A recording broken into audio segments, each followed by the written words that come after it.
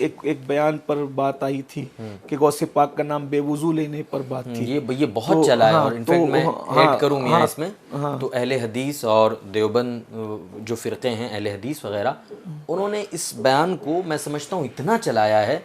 मैं उनके पेजेस जब रीड कर रहा हूँ या उनके आईडीज़ पे जब जा रहा हूँ तो आपका ये बयान बहुत चला है गौस पाक वाला। तो मैं चाहता हूँ ज़रा उस हवाले से जब बात आ ही गई तो मोबाइल हैं, दोस्त हैं, ये हैं वो हैं, इनको 2 वक्त देना हमारे लिए फ़र्ज़ वाजिब नहीं है, लेकिन बीवी को वक्त देना हमारे लिए लाज़िम। आज की लड़कियाँ ये चाहती हैं कि दुनिया में उनकी पहचान बने, और वो ये भी चाहती हैं कि दीन की हिफाजत के साथ उनकी पहचान बने। तो आपकी नज़र में बेटियों के लिए सबसे अच्छा रास्ता क्या है कि वो दुनिया में तरक्की भी करें, जिस फील्ड में जाएं वहाँ अपना नाम भी करें और शरीयत को भी साथ लेकर चलें? इस हवाले से चंद जुमले आखिर में इरशाद फरमा दें। अस्सलामु अलैकुम वरहमतुल्लाहि वबरकातुहू। नाज़रीन किराम आदाब, मैं आपका मेज़बान ज़ीशान बरकाती आपको खैर मक़दम कहता हूँ।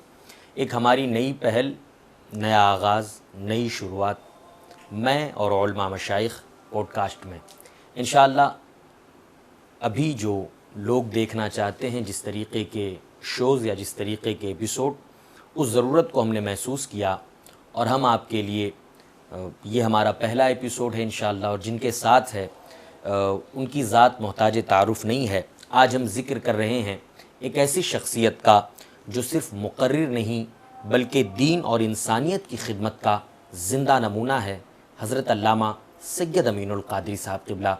आइए, हमने एक छोटी सी डॉक्यूमेंट्री आपके तारुफ़ में बनाई है, आपके मिशन और आपके काम को लेके बनाई है।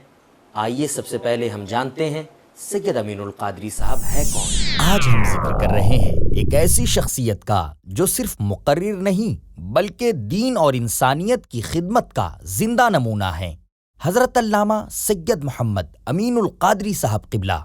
हज़रत की विलादत 29 मई 1983 को मालेगांव में हुई और आप आज सुन्नी दावत इस्लामी के निगरां हैं। आपकी मकबूलियत और अंदाज़े बयान का ये आलम है कि मशहूर अखबार भास्कर ने भी आपको इंटरनेशनल इस्लामिक स्पीकर के लक़ब से याद किया। हज़रत की दावत और बात करने का अंदाज निहायत आसान और दिल को छू लेने वाला है। चाहे बात हिजाब की हो या नशे के खिलाफ मुहिम की, आपने हमेशा नौजवानों और आम लोगों को सीधी राह दिखाई और बड़ी कामयाब तहरीक चलाई है।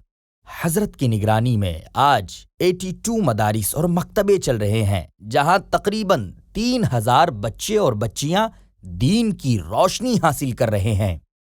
इसी के साथ साथ हुजूर की 1500 साला विलादत की खुशी में 100 जोड़ों की शादियां हुजूर अकरम सल्लल्लाहु ताला अलैहि वसल्लम के वालिदैन के नाम पर अंजाम पाईं, जिसकी सरपरस्ती हज़रत सैयद अमीनुल क़ादरी साहब क़िबला ने फरमाई है। और एक बहुत बड़ा कारनामा ये है कि इस साल हुजूर की 1500 साला विलादत की खुशी के मौके पर शहर मालेगांव में एक 50 बेड का मल्टी स्पेशलिस्ट हॉस्पिटल गरीब नवाज हॉस्पिटल कायम फरमाया है, जिसका इफ्तिताह 31 अगस्त को हो चुका, जिसके इफ्तिताह में हिंदुस्तान भर से उलमा और मशाइखीन इज़ाम ने शिरकत फरमाकर सैयद अमीनुल क़ादरी साहब क़िबला की हौसला अफजाई फरमाई थी। आपकी दावत, खिदमत और मिशन ने हजारों नौजवानों और खानदानों की जिंदगियों में नई रोशनी डाली है और इनकलाब पैदा किया है। तो आइए इस बाबरकत गुफ्तगू का आगाज करते हैं और सुनते हैं हजरत सैयद अमीनुल क़ादरी साहब से उनकी जिंदगी और उनकी मिशन की कहानी, खुद सैयद अमीनुल क़ादरी साहब क़िबला की ज़बानी। तो नाज़रीन किराम, आपने देखा सैयद अमीनुल क़ादरी साहब क़िबला की खिदमत जो मालेगांव में आपके ज़ेरे एहतमाम चीज़ें हो रही है। यकीनन आपके इल्म में बहुत इजाफ़ा हुआ होगा कि जिसको हम सिर्फ़ एक ख़तीब के तौर पे जानते थे, वो अकेला एक मिशन है, वो अकेला एक तहरीक है। उसकी ज़ात से दीन व सुन्नियत का वो काम मालेगांव में हो रहा है जिसकी मिसाल हमें इस वक्त नज़र नहीं आती। अल्लाह करीम सैयद अमीनुल क़ादरी साहब के इल्म उमर में खूब बरकत अता फ़रमाए। तो अभी हम थोड़ी देर हज़रत से बात करेंगे, इंशाअल्लाह सवाल पूछेंगे, वो सवाल जो आप जानना चाहते हैं। और इंशाअल्लाह ये आम पॉडकास्ट नहीं है जिसमें मैं हज़रत से ये पूछूंगा कि कहाँ रहते हैं, आपकी शादी कब हुई, बच्चे कब हुए, खाना क्या पसंद है। इंशाअल्लाह इस तरीके के रवायती सवाल हम नहीं करेंगे, हम वो पूछेंगे जो आप सुनना चाहते हैं। हम वो जानेंगे जो आप जानना चाहते हैं। तो आइए सबसे पहले हमारे इस अजीम मेहमान, जिन्हें दुनिया खतीब हिंदुस्तान, खलीफा हुजूर, अमीन मिल्लत, अताए हुजूर गौसे आज़म हज़रत अल्लामा सैयद अमीनुल क़ादरी साहब क़िबला के नाम से जानती, पहचानती और मानती है, इस्तक़बाल करते हैं, खैर मक़दम करते हैं और सबसे पहले सलाम नियाज़ अर्ज़ करते हैं। अस्सलामु अलैकुम वरहमतुल्लाहि वबरकातुहू। वालेकुम अस्सलाम वरहमतुल्लाहि वबरकातुहू। सबसे पहले क़िबला बहुत शुक्रगुज़ार हैं।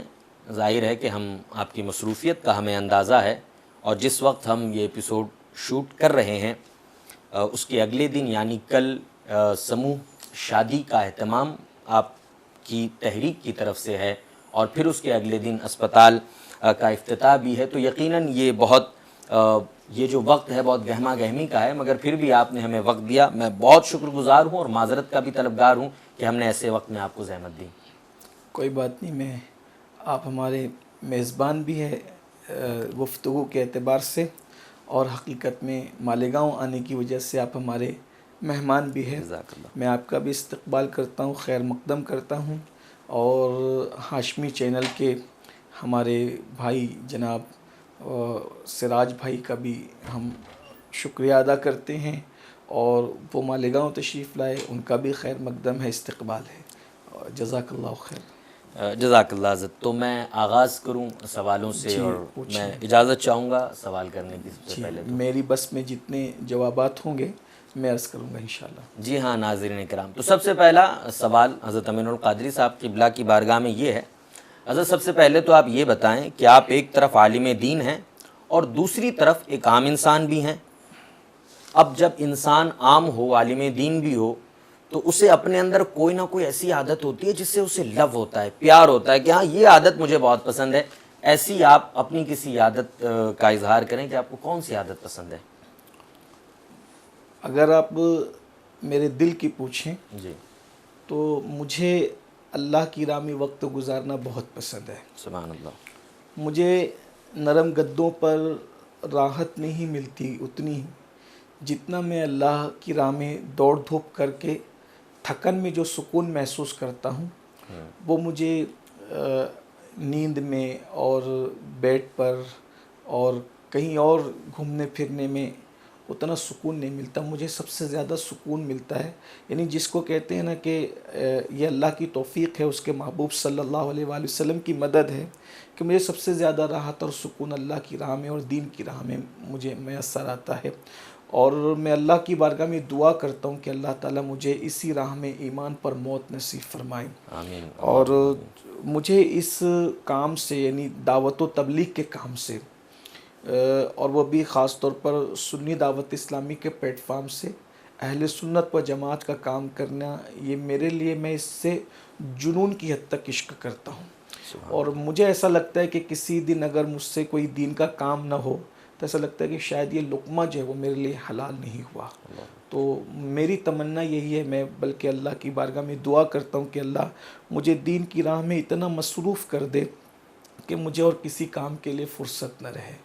और लोग मुझे कहते भी हैं कि हज़रत कभी छुट्टी लीजिए, कभी आराम के लिए हमारे घर आइए। तो मैं लोगों से अक्सर कहता हूँ कि छुट्टी नौकरों को मिलती है, ग़ुलामों को छुट्टी नहीं मिलती। मैं रसूलुल्लाह का नौकर नहीं हूँ, मैं रसूलुल्लाह का ग़ुलाम हूँ। सुभान अल्लाह। नौकर और ग़ुलाम में फ़र्क ये होता है कि नौकर का ताल्लुक़ किसी और घर से होता है। नौकर का ताल्लुक़ जो है वो सिर्फ़ इतना होता है कि 10 बजे आइए, 10 बजे चले जाइए। जिस दिन आइए उस दिन अपनी तनख्वाह ले जाइए, जिस दिन नहीं आइए उस दिन तनख्वाह नहीं मिलेगी। बीमार पड़े तो आप जाने, जी, बच्चों की पैदाइश हो तो आप जाने, मरे तो आप जाने। लेकिन जो ग़ुलाम होता है वो आता जाता नहीं है, बल्कि वो मालिक के दर पे पड़ा रहता है। उसको कोई तनख्वाह नहीं मिलती, बल्कि वो सिर्फ़ काम करता है और सारी ज़रूरियात का ख्याल जो है वो आका को रखना होता है। बीमार पड़े तो दवा वो लाए, बच्चे पैदा हो तो खानाजात बना करके वो निभाए, उनकी भी परवरिश करे। तो नौकर और ग़ुलाम में ये फ़र्क होता है। तो हम हुज़ूर का अपने आप को नौकर नहीं समझते बल्कि ग़ुलाम समझते हैं। छुट्टी मज़दूरों को और नौकरों को मिलती है, ग़ुलामों को नहीं मिलती। और हम हुज़ूर अलैहिस्सलाम के ऐसे ग़ुलाम हैं कि अब हम इससे कभी आज़ादी नहीं चाहते और हमारी नस्लों को भी इससे अल्लाह कभी आज़ादी न दे। अल्लाह ज़ुल्फ़े मुस्तफ़ा सल्लल्लाहु अलैहि वसल्लम का असीर बनाकर हमें भी रखे, हमारी नस्लों को भी रखे। आमीन। माशाअल्लाह। तो आपको अपनी आदतों में सबसे ज़्यादा जो कीमती आदत लगती है जुनून की हद तक जो इश्क है मुझे इसी से, इसी आदत, दावत व मुझे तबलीग। दावत व तबलीग। अच्छा, ये दावत व तबलीग से मुराद सिर्फ तकरीर नहीं जी। है, बल्कि दीन का कोई भी काम हो, जैसे मस्जिद बनाना, मदरसे बनाना, काफ़िले में जाना या तकरीर करना, मुताला करना, लोगों की पर इनफरादी कोशिश करना, जी। लोगों को दीन से, तंजीम से जोड़ना, इन सारी कामों से मुझे बहुत मोहब्बत है। माशाअल्लाह। मैं दूसरा सवाल आपकी बारगाह में रखूं कि ज़ाहिर है कि आप बहुत कामयाब हैं, शायद आप ना माने इस बात को, मगर अगर मैं दुनिया की जहनीत से बात करूं तो आपका शुमार कामयाब लोगों में होता है, हर एतबार से कामयाब लोगों में। एक ख़तीब के तौर पर कामयाब, एक बिज़नेस के तौर पर आप कामयाब, हर तरीक़े से आप कामयाब हैं। तो कामयाबी के इस सफ़र में अमीनुल क़ादरी साहब जो है, किस बुज़ुर्ग या शख्सियत से सबसे ज़्यादा मुतासिर हुए हैं, उनका ज़िक्र करें। मुझे मेरे बचपने से लेकर अब तक जो है वो चंद शख्सियात ने बहुत मुतासिर किया है। जी।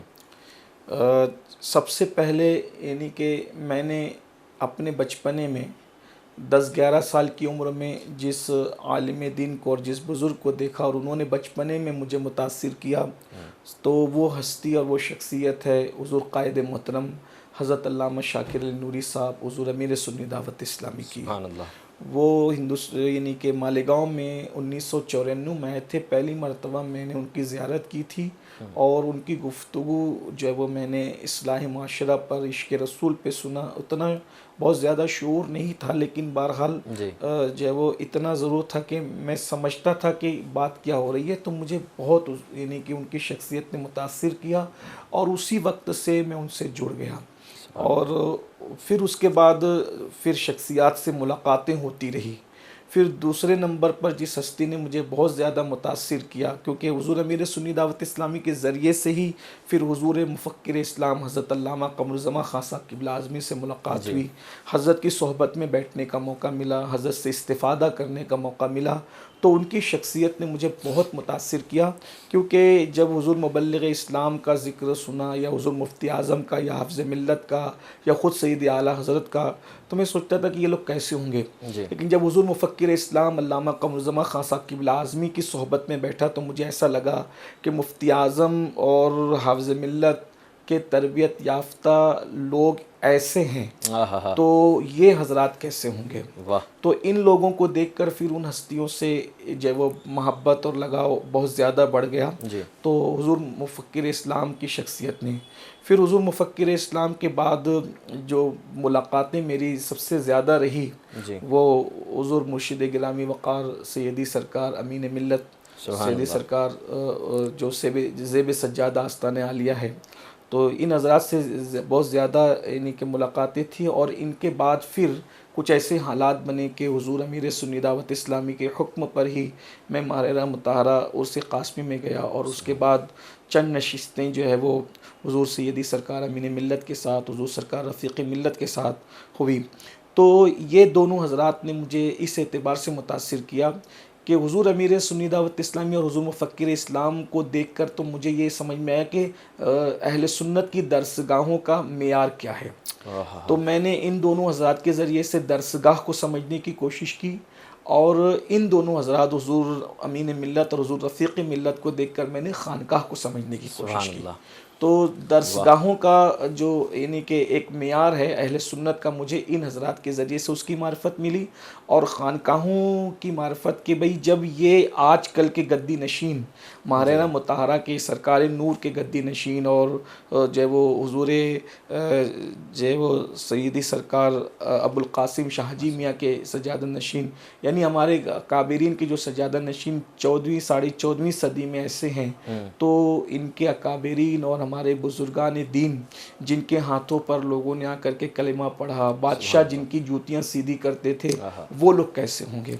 तो ये हस्तियों ने और भी मज़ीद हस्तियाँ हैं जिन्होंने मुझे फिर बहुत मुतासिर किया और जैसे जैसे मैं आगे बढ़ता गया लोगों से मुलाकातें होती गई तो उस एतबार से। और उसके बाद फिर जब वो हुज़ूर मुफ्ती निज़ामुद्दीन साहब क़िबला मुहक़्क़िक़ मसाइल जदीदा, उनकी खिदमत में बैठकर जब फ़िक़ही मसाइल को मैंने सुना और फ़िक़ही जुज़ियात पर उनको गुफ्तगू करते हुए देखा, तो फिर मुझे एक अंदाज़ा हुआ कि इमाम आज़म की महफ़िलों का मिजाज क्या रहा होगा।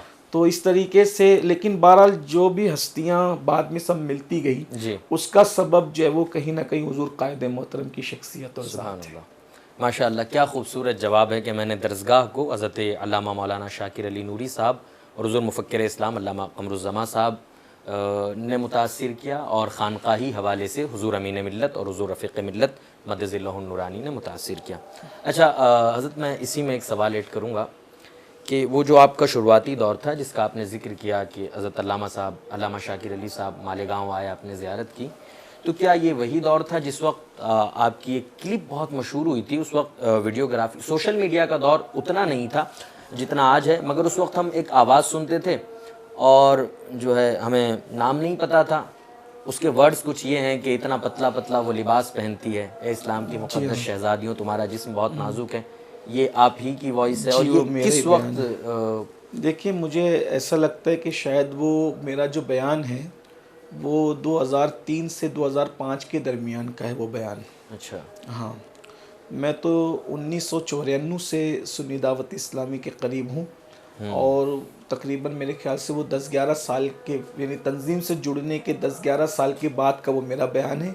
गालिबन भरूच के या भावनगर के ख़वातीन के इज्तिमा का वो ख़िताब है। अच्छा, और इंटरनेट जब आया तो शायद पहला बयान हम तो शायद जानते भी नहीं थे उस वक्त इंटरनेट को, लेकिन पता नहीं किसी बंदे ने उसको चला दिया, और वो माशाल्लाह बहुत बड़ा मशहूर भी मकबूल, हुआ। जी, और हाँ, बहुत मकबूल और बहुत मशहूर जी, हुआ था वो बयान, और यकीनन लोग बल्कि बाद में जब मैं जलसों में जाता था तो जी, लोग मुझे क्लिप सुना करके कहते थे कि ये बयान कीजिएगा। जी, वो बहुत सारे लोगों की तरफ वो मंसूब हुआ था बयान, इसलिए लोग कंफ्यूज थे, चूँकि ऑडियो था, वो चेहरा नहीं था। अच्छा, एक सवाल मैं इसमें और ऐड करूँगा।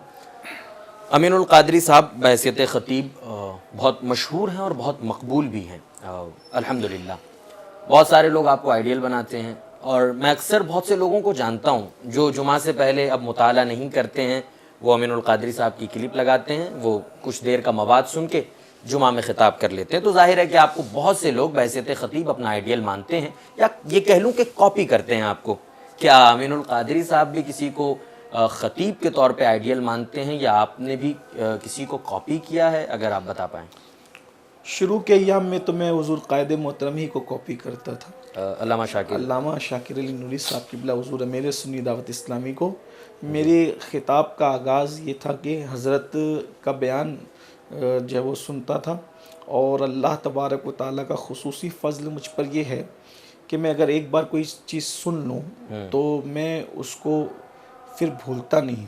अल्हम्दुलिल्लाह ताला, ये अल्लाह का एहसान है, अल्लाह ताला इसमें मज़ीद बरकत दे। आमीन अल्लाहुम्मा। तो हज़रत का बयान सुन करके मैं उसको कॉपी करता था, बल्कि उस वक्त आवाज़, अंदाज़ अच्छा, इब्तिदाई दिनों में बिल्कुल वैसे ही है। तो ऐसा मुझे, हालांकि जी, हुज़ूर कायदे मोहतरम और हमें कोई तकाबुल नहीं है, जी, और ज़मीन आसमान से ज़्यादा का फ़र्क है, जी, लेकिन उस वक्त लोग बयान सुनते थे तो वो ये कहते थे कि आपको सुन करके हज़रत की याद आती है। अच्छा, हूबहू कॉपी। हाँ, ऐसा, बल्कि बाज़ मरतबा ऐसा भी हुआ कि मेरा बयान हो रहा हो, यानी एक ही मिंबर पर हम दोनों मदऊ हों, जी, और मेरा बयान हो रहा हो, तो लोग दौड़ते भागते चले आते थे कि हज़रत का बयान शुरू हो गया है। अच्छा, तो मैंने हज़रत को बहुत सुना, बहुत कॉपी की, और फिर उसके बाद असल में ये सिलसिला उस वक्त ख़त्म हुआ कि वो भी इजाफ़ा कर दूं, जी, क्योंकि मैं सुनकर बयान करता था, जी, और सुनकर ही बयान करता था, और हज़रत के अंदाज में बयान करता था।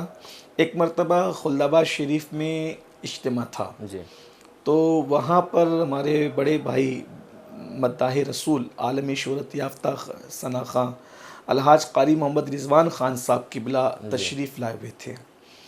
तो उन्होंने मुझसे कहा था, वो प्यार से मुझे जो है वो अपने अंदाज में पुकारते हैं अभी भी, जी, और मुझे अच्छा लगता है, उनकी ज़बान से ही अच्छा लगता है, क्या कहते और हैं सिर्फ उन्हीं की ज़बान से अच्छा, अच्छा अगर लगता है। आप बताएं, जो भी कहते हैं, अगर आप नहीं बताना ठीक चाहें। है, वो जो भी कहते आप उनसे पूछिएगा, वो बताएंगे।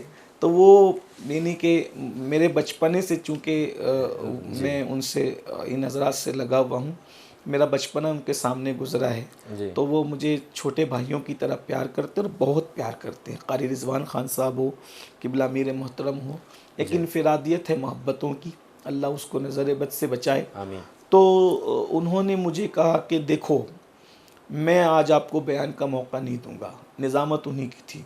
अच्छा। तो उन्होंने कहा कि मैं आज आपको बयान का मौका नहीं दूंगा। तो चूँकि हमने हमेशा उन्हें बड़ा माना था, तो मैंने उनको कुछ कहा नहीं। मैंने सवालिया निगाहों से उनको देखा। हज़रत बाइस ख्वाजा रहमतुल्लाह अलैह की चौखट थी खुल्दाबाद शरीफ जी में, जी जहाँ पर हुज़ूर अलैहिस्सलाम का वो पैरहन शरीफ है। जी। तो जो हुज़ूर अलैहिस्सलाम मेराज पर पहन कर तशरीफ़ ले गए थे, सुभान अल्लाह। उन्हीं का सहन था और उस सहन में इज्तिमा था। बोले कि मैं आज आपको बयान का मौका, मेरा वो जो प्यार से नाम लेते वो नाम लेकर उन्होंने कहा कि मैं आज आपको बयान का मौका नहीं दूंगा। मेरी हिम्मत नहीं हुई सवाल करने की, इसलिए कि मैं अपने बड़ों की बारगाह में बड़ा मुअद्दब रहा हूँ और मैं जी। कोशिश करता हूँ कि जिनको बड़ा माने उनका अदब करें, क्योंकि इंसान हज़ारों साल की मेहनतों से वो नहीं कमा सकता जो अदब से उसको नसीब होता है। वाह।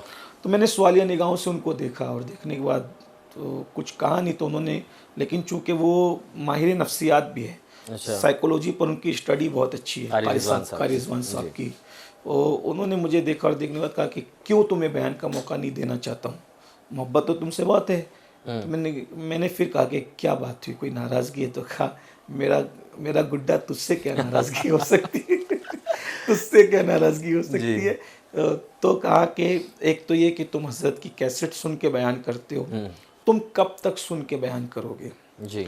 आज वादा करो कि तुम अब सुन के बयान नहीं करोगे, तुम पढ़ के बयान करो। वाह। और आज से तुम किसी को कॉपी नहीं करोगे। जी तुम किसी को कॉपी नहीं करोगे, तुम अपने अंदाज में बयान करोगे। दो चीज़ें उन्होंने कही। जी हाँ, एक तो ये कि तुमको सुन के बयान आज से नहीं करना है, तुम्हें स्टडी करना है, और फिर तुम्हें किसी की कॉपी नहीं करना है, जी तुमको अपने अंदाज में बयान करना है। ये उन्होंने कहा। तो चूँकि हम अपने, अब मेरे छोटे से दिमाग में उस वक्त नहीं आया जी कि ये क्या कह रहे हैं, लेकिन चूँकि अकीदतें इतनी हैं उनसे, तो उन्होंने कह दिया। तो मैंने हज़रत बाइस ख्वाजा की चौखट पे उनके हाथ पे हाथ रख के कहा कि ठीक है भाई, मैं आज से वादा करता हूँ मैं पढ़ के बयान करूँगा। फिर मैंने उनसे ये भी कहा कि कौन सी किताबें पढ़ूँ, तो इन्होंने कहा मुकाशफतुल क़ुलूब पढ़ो, इह्याउल उलूम पढ़ो, यानी ये जो कुतुब थी। उस वक्त उन्होंने मुझे ये फरमाया और पढ़ के बयान करो।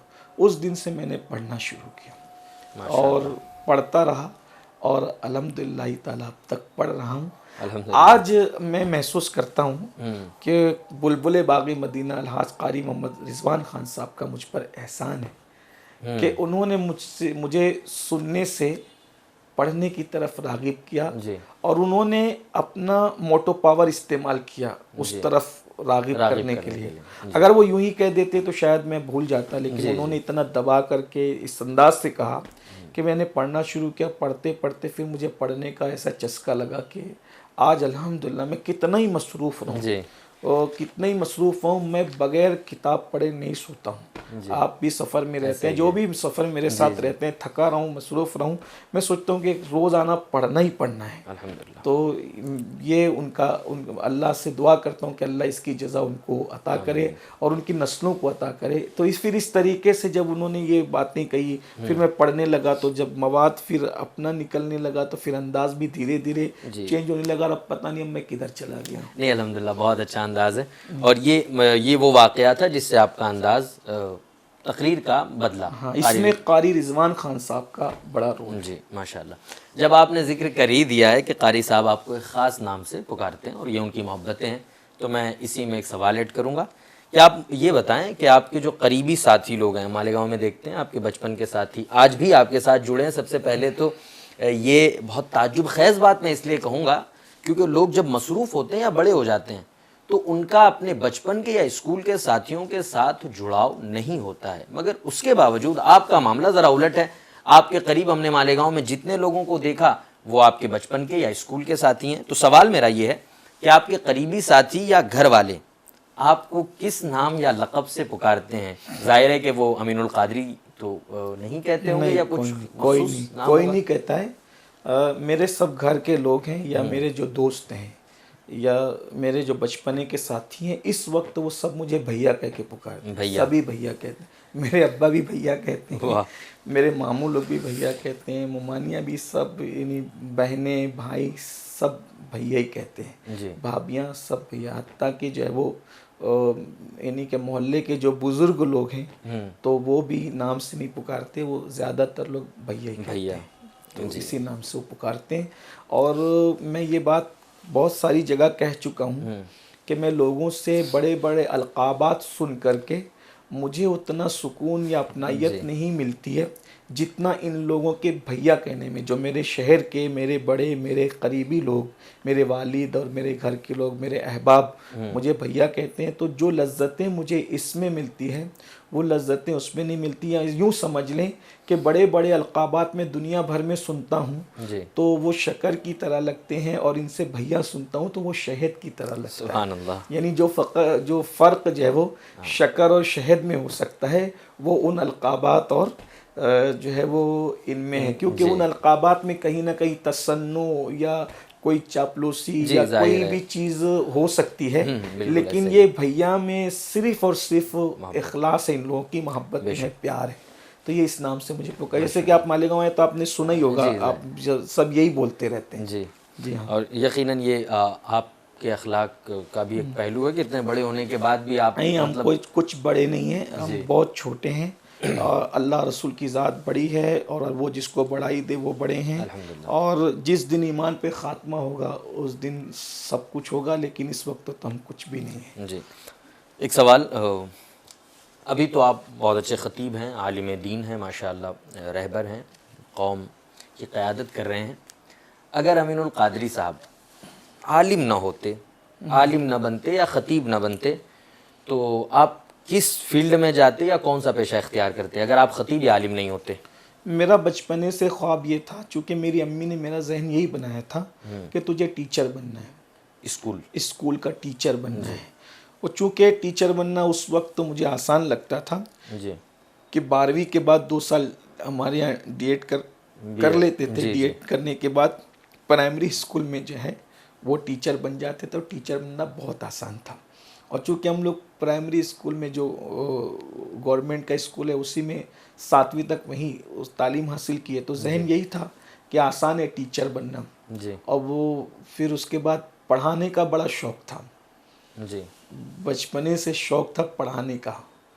तो कभी कभी ऐसा भी हुआ कि दोस्तों के साथ खेलते हुए भी जो है अपने टीचरों की नकल करते हुए पढ़ाना शुरू कर दिया। अच्छा। तो शौक़ था जी। लेकिन उसी समत में यानी कि तालीम जा रही थी, मगर एक अचानक छोटे से हादसे ने फिर मुझे उस तरफ से रोक दिया। जी। हुआ ये कि जब वो 11वीं में मैं जब पहुंचा एसएससी के बाद, तो 11वीं 12वीं करने के बाद फिर डीएड करना था, तो वहाँ लड़के और लड़कियों की तालीम जब वो मखलूत थी। जी। तो एक महीना हमने जैसे तैसे निकाला। फिर हमारे टीचर थे अब्दुल अजीज़ सर, उनसे हमने कहा कि सर अब हम नहीं आ सकते। तो उन्होंने कहा क्यों? कहा कि मैं यहाँ लड़के लड़कियाँ साथ में बैठते हैं और बेपर्दगी होती है और दोनों बालिग हैं, तो शरन मुझे ऐसा लगता है कि इसकी इजाज़त नहीं होगी। उस वक्त मेरा छोटा सा दिमाग था, मैं कोई फतवा नहीं दे रहा हूँ। उस वक्त तो मैंने जो सर को कहा जो हाँ, अब पता नहीं मैंने सही किया गलत किया, जो भी है तो मुफ्ती आने के नाम फैसला करेंगे। तो लेकिन मैंने कहा कि भाई मैं नहीं आऊँगा, आप क्लास अलग करवाइए। तो वहाँ से बोले कि ऐसा नहीं हो सकता है। बहरहाल फिर मैंने स्कूल जाना छोड़ दिया। तो मेरे घर तक आए, इत्तेफाक से मेरे वालिद साहब को ही पढ़ा चुके थे। अच्छा। उनको समझाया कि ये पागलपन कर रहा है, इसको समझा। बहरहाल तो लोगों को हैरत भी थी। बहरहाल उन्होंने समझाया, वालिद साहब ने, वालदा ने बड़ा प्रेशर बनाया। मैंने सबसे हाथ जोड़े। आखिरी में कारी रिजवान खान साहब तक बात पहुँची तो उन्होंने भी बहुत समझाया। बहरहाल बहुत बातें हुई, लेकिन फिर मेरी तवज्जो उस तरफ से हट गई और फिर मैंने जो है वो स्कूल छोड़ करके फिर मजहबी तालीम की तरफ तवज्जो ज़्यादा दी, अल्हम्दुलिल्लाह। तो वो बहुत अच्छा किया, टीचर बनना चाहता, बहुत अच्छा किया। वो अगर आप वो महसूस ना करते तो जाहिर है कि हम एक ख़तीब से महरूम रह जाते। और मैं अगला सवाल आपकी बारगाह में रखूं और वो आपके बचपने ही से है। जब आप पहली बार स्टेज पर चढ़े तो, और जब आपने पहली बार ख़िताब किया कौम से या मस्जिद में या इज्तिमा में, जब भी आपने पहली बार माइक को फेस किया तो उस वक्त घबराहट हुई, बेचैनी हुई, या आपको लगा कि नहीं अमीनुल क़ादरी जो है ख़िताबत के लिए ही बना है? क्या था? नहीं, ऐसा नहीं था। असल में पहली मर्तबा मुझे जो स्टेज पे बोलने का मौका मिला, हम जिस मकतब में पढ़ते थे, मकतब हमारे घर के बाजू में ही था जी, तो गौसिया मदरसे के नाम से। तो वहाँ हमारे उस्ताद असातिज़ा हज़रत अल्लामा हाफिज़ व क़ारी मोहम्मद इस्माइल यारलवी साहब, हाफिज़ भी, अच्छे आलिम भी हैं, अच्छे ख़तीब और अच्छे क़ादिरुल कलाम शायर भी हैं। जी। वो ऐसे मुक़र्रिर हैं वो मालेगाँव के कि हमने अपने बड़ों से सुना है कि मालेगाँव का शायद ही कोई चौराहा ऐसा हो कि उनके अपने ज़माने में उनका ख़िताब न हुआ हो। अच्छा। हाँ, माशाल्लाह। और अभी भी वो ख़िताब करते हैं, यानी कि उनको अच्छा। मैं समझता हूँ कि मुहर्रम शरीफ की मजलिस पढ़ते हुए अब तकरीबन 50 साल के आसपास होते आया है, सुभान अल्लाह। तकरीबन। वो बड़े मकबूल ख़तीब थे अपने ज़माने में। इस वक्त अभी वो अपने जामिया में माशाल्लाह हैं, जामिया क़ादरिया में करम फरमाते हैं वो। माशाल्लाह। तो उनकी वो शायर हैं और आलिम हैं, ख़तीब हैं। तो उन्होंने ये होता था कि भाई मकतब की कारकर्दगी को पेश करने के लिए ख़ुसूसी मुक़र्रिर से पहले बच्चों का प्रोग्राम वो करते थे। तो किसी को नात देते थे, किसी को मुकालमा देते थे, किसी को तकरीर देते थे। तो उस वक्त उन्होंने मुझे दुरूद शरीफ पर तकरीर लिख कर के दी थी। सुभान वो अल्लाह। तकरीर 5-7 मिनट की थी। तो बड़ा यानी कि जोश था कि भाई तकरीर करेंगे, और उन्होंने तैयार किया था। रोज़ाना वो उस जलसे से पहले 1 आध महीना पहले रोज़ हम लोग से तकरीर करवाते थे। हम रोज़ बच्चों में करते थे, फिर स्टेज पे तकरीर की तो की। बहरहाल दुरूद शरीफ किस सन की फजीलत बात होगी ये? अगर अंदाज़ा कुछ? वही 93-94 की बात होनी चाहिए। 93-94 जी, की ये बात है। तो आपने पहली बार उस वक्त माइक फेस माइक, किया हाँ जी, हाँ। मकतब के प्रोग्राम में। जी हाँ, जी हाँ। अब मैं आपके बचपन से हटकर एक ख़ास सवाल पूछना चाहता हूँ, और मैं चाहता हूँ कि हम उससे कुछ सीखें भी और हमें जानकारी भी मिले। ज़ाहिर है कि ख़तीब जब बहुत मशहूर हो जाता है तो लोग तनकीद का निशाना ज़रूर बनाते हैं, और ज़ाहिर है कि कभी बोलने में इंसान के अल्फाज इधर उधर हो जाएं या किसी भी चीज़ को लेकर लोग एक कामयाब ख़तीब को तनकीद का निशाना ज़रूर बनाते हैं। ज़ाहिर है कि आपके ख़िलाफ़ भी तनकीद हुई, तो क्या कभी ऐसा हुआ है कि आपके ख़िलाफ़ कभी सबसे बड़ी तनकीद आई हो और उस तनकीद ने आपको कैसे मजबूत बनाया, या आपने उससे क्या सीखा, या उस तनकीद से गुस्सा आया? आपका जो एक होता है ना नेचुरल इंसान जो फ़ील करता है, तो जब भी आप पर तनकीद हुई तो अमीनुल क़ादरी साहब ने फ़ील क्या किया? देखिए, जब हम पर कोई तनकीद करता है तो 2 चीज़ें होती है। जी। या तो वाकई हमारी गलती होती है, या तनकीद करने वाले की गलत फहमी होती है। जी। 2 चीज़ें होती हैं। तो अगर किसी की तनकीद में मुझे ये लगा कि इसकी गलत फहमी है, तो मैंने कोई उसको अहमियत नहीं दी। जी, ज़ाहिर है। ठीक है, जी। इसलिए कि तनकीद करने वाले को चाहिए था कि वो मुझसे रब्ता करता, पहले उसूल तो यही था। जी बिल्कुल। लेकिन अगर उसने इसका ख्याल नहीं किया तब वो गलत फहमी का शिकार है, तो मैंने उसको अहमियत नहीं दी। जी। लेकिन अगर वाकई मेरी गलती थी तो मैंने उसको बरसरे मिंबर इजहार करके उससे रुजू किया, और रुजू करके फिर मैंने अपने आप को उस सिलसिले में कि आइंदा इस तरह की कोई गलती जो मुझसे हुई है और जिसकी वजह से मैं तनकीद का निशाना बनाऊं, आइंदा ये चीज़ मैं ना दोहराऊं। जैसे बहुत सारे बयानात को लेकर के कुछ बातें ऐसी हुई जी। जो गलत फहमियाँ थी, या जानबूझकर फैलाई गई या अनजाने में क्रिएट किया गया उसको। हाँ, तो हमने उसको अहमियत नहीं दी। जी, जाहिर है। लेकिन चूंकि हम इंसान हैं, वाकई कोई ऐसी गलती हुई तो उसके बाद हमने जो वो कोशिश की अपने आप को मजबूत करने की। जी। और मैं समझता हूँ कि जितनी तनकीद बढ़ती जाती है उतना हम मोहतात होते जाते हैं और हमारी शख्सियत निखरती जाती है। बिल्कुल ऐसा ही। हाँ, ऐसा ही हुआ कि जैसे मिसाल के तौर पर तनकीद से पहले जैसे किताबों का जो मुताला था, तो अब मिसाल के तौर पे अल्लामा मुफ्ती अहमद यार खान नईमी साहब हैं, मुफ्ती जलालुद्दीन साहब हैं, सदुल फाजिल हैं, वगैरह वगैरह। तब इनके बारे में जहन व दिमाग के अंदर या काबिरीन के बारे में इतना हुस्न अकीदत कि भाई ये लोग गलत लिख ही नहीं सकते। हाँ, जाहिर है। तो जो रिवायत पढ़ी उसको बयान कर दिया। लेकिन जब तनकीद हुई तो ये शऊर बेदार हुआ कि शख्सियात का अदब और एहतराम अपनी जगह, लेकिन ये इंसान है और इंसान से जो है ख़ता हो सकती है। तो तनकीदों ने फिर इस मकाम पर ला करके खड़ा किया कि कितने भी बड़े की किताब पढ़ें, लेकिन अब उसको पहले तौलें दिरायत पर वाह। कि अब इसको कहना या नहीं। अच्छा, ये रिवायत सही भी है तो फिर ये शऊर भी बेदार हुआ तनकीदों की वजह से जी। कि कौम इसको हजम कर सकेगी कि जाहिर है। नहीं। ये सारी चीज़ें जी। तनकीदों ने सिखाया, अच्छी चीज़ है। अब मैं यहाँ एक जुमला बुज़ुर्गों का कह दूँ, इसीलिए जो बुज़ुर्गों ने कहा ना कि तनकीद बराए तामीर जी। मुफीद होती है, तो ये बहुत अच्छी चीज़ है। तो जो अहबाब ने वाकई तनकीद की जिस नीयत से भी की, लेकिन उससे जो है वो यानी कि बहुत सारी चीज़ें सीखने को मिली, शऊर बेदार हुआ। और मैं उसको ऑन माइक कहता हूँ और अभी भी कह रहा हूँ, इसमें कोई शर्म और झिझक नहीं है। और ये भी है कि जहाँ तक इस्लाह का मामला है तो आखिरी दम तक इंसान इस्लाह का मोहताज है। आदमी कभी भी कामिल और मुकम्मल नहीं होता, चूँकि हम नबी भी नहीं हैं, वली भी नहीं है, फरिश्ता भी नहीं है। हम एक आम इंसान है, तो हमसे जो वो चलने में, उठने में, बैठने में कुछ ना कुछ लग्ज़िशें हुई है और आइंदा भी होगी।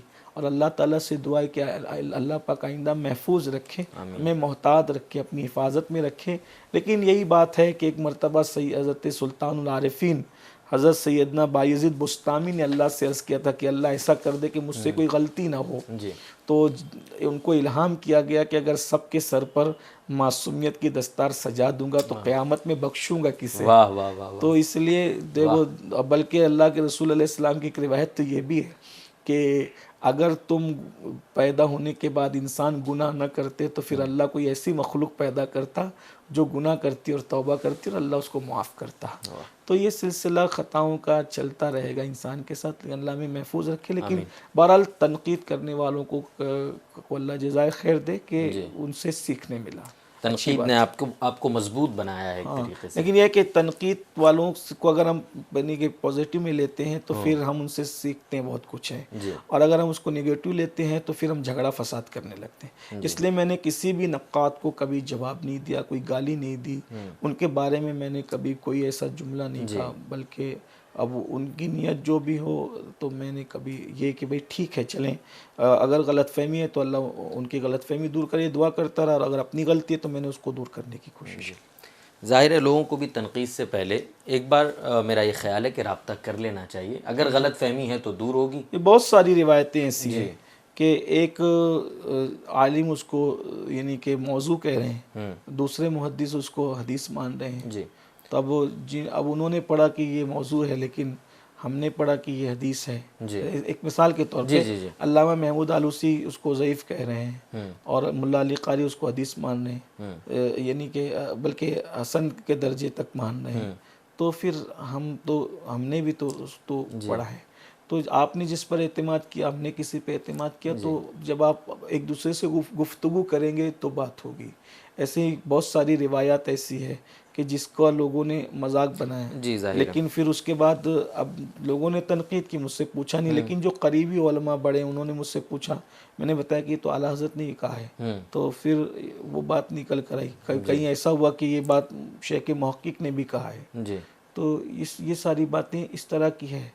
तो एक मिसाल मैं आपके सामने रखता हूँ कि एक रिवायत मैंने बयान की कि मुसलमानों को यानी कि तंबीह करते मैंने कहा कि तुम कैसे मुसलमान हो, के लोग तुम्हारे चेहरे देखकर भी मुसलमान तुम्हें नहीं समझते। वो मुसलमान थे कि जिनके पेशाब देखकर भी लोग मुसलमान हो गए।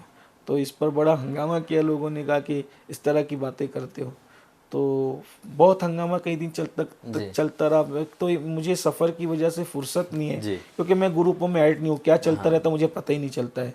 फिर कोई अजीज़ जो है वो बताता है कि ये चल रहा है तो पता चलता है। फिर मैं कहता छोड़ो यार, अभी काम पे तवज्जो दो। देखिए क्या कि हम उम्र बहुत कम लेकर के आए, तो हम इधर उधर तवज्जो देंगे तो काम रह जाएगा।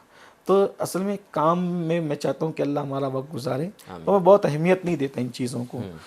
तो और चूँकि मैं जो भी बात करता हूँ वो पढ़ के करता हूँ। मैं समझता हूँ मेरी ज़िंदगी के 20 साल से ज़ायद हो रहे हैं, मैं बगैर पढ़े कोई बात नहीं करता हूँ, अल्हम्दुलिल्लाह ताला।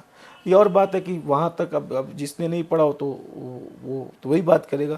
उसमें बहुत बड़ा लोगों ने हंगामा किया, सुना, कुछ पढ़े लिखे लोगों ने भी बड़ा हंगामा किया कि ये क्या बात हुई, क्या बात हुई। बाद में जो है वो मैं हुबली गया, तो अल्लामा सैयद कासिम अशरफ साहब की बुला, कासिम बाबा जी, तो एक निकाह में की तकरीब में हम साथ में थे, बयान था, हुज़ूर अमीर सुन्नत भी थे। तो उन्होंने कहा, अरे बाबू क्या कह दिया आपने? मैंने कहा हुजूर क्या हुआ? तो बोले कुछ लोग आए थे और वो कह रहे थे कि इन्होंने ऐसा कह दिया। तो मैंने कहा हुजूर ये मैंने थोड़ी कहा, ये तो अल मलफूज में सैयदी आला हज़रत का फरमान मौजूद है। बोले अल मलफूज में? मैंने कहा जी हाँ अल मलफूज में। तो बोले बताइए। तो मैंने उनको बताया। तो बोले मैं उनको दे दूंगा जो आपकी कंप्लेन लेकर आए थे।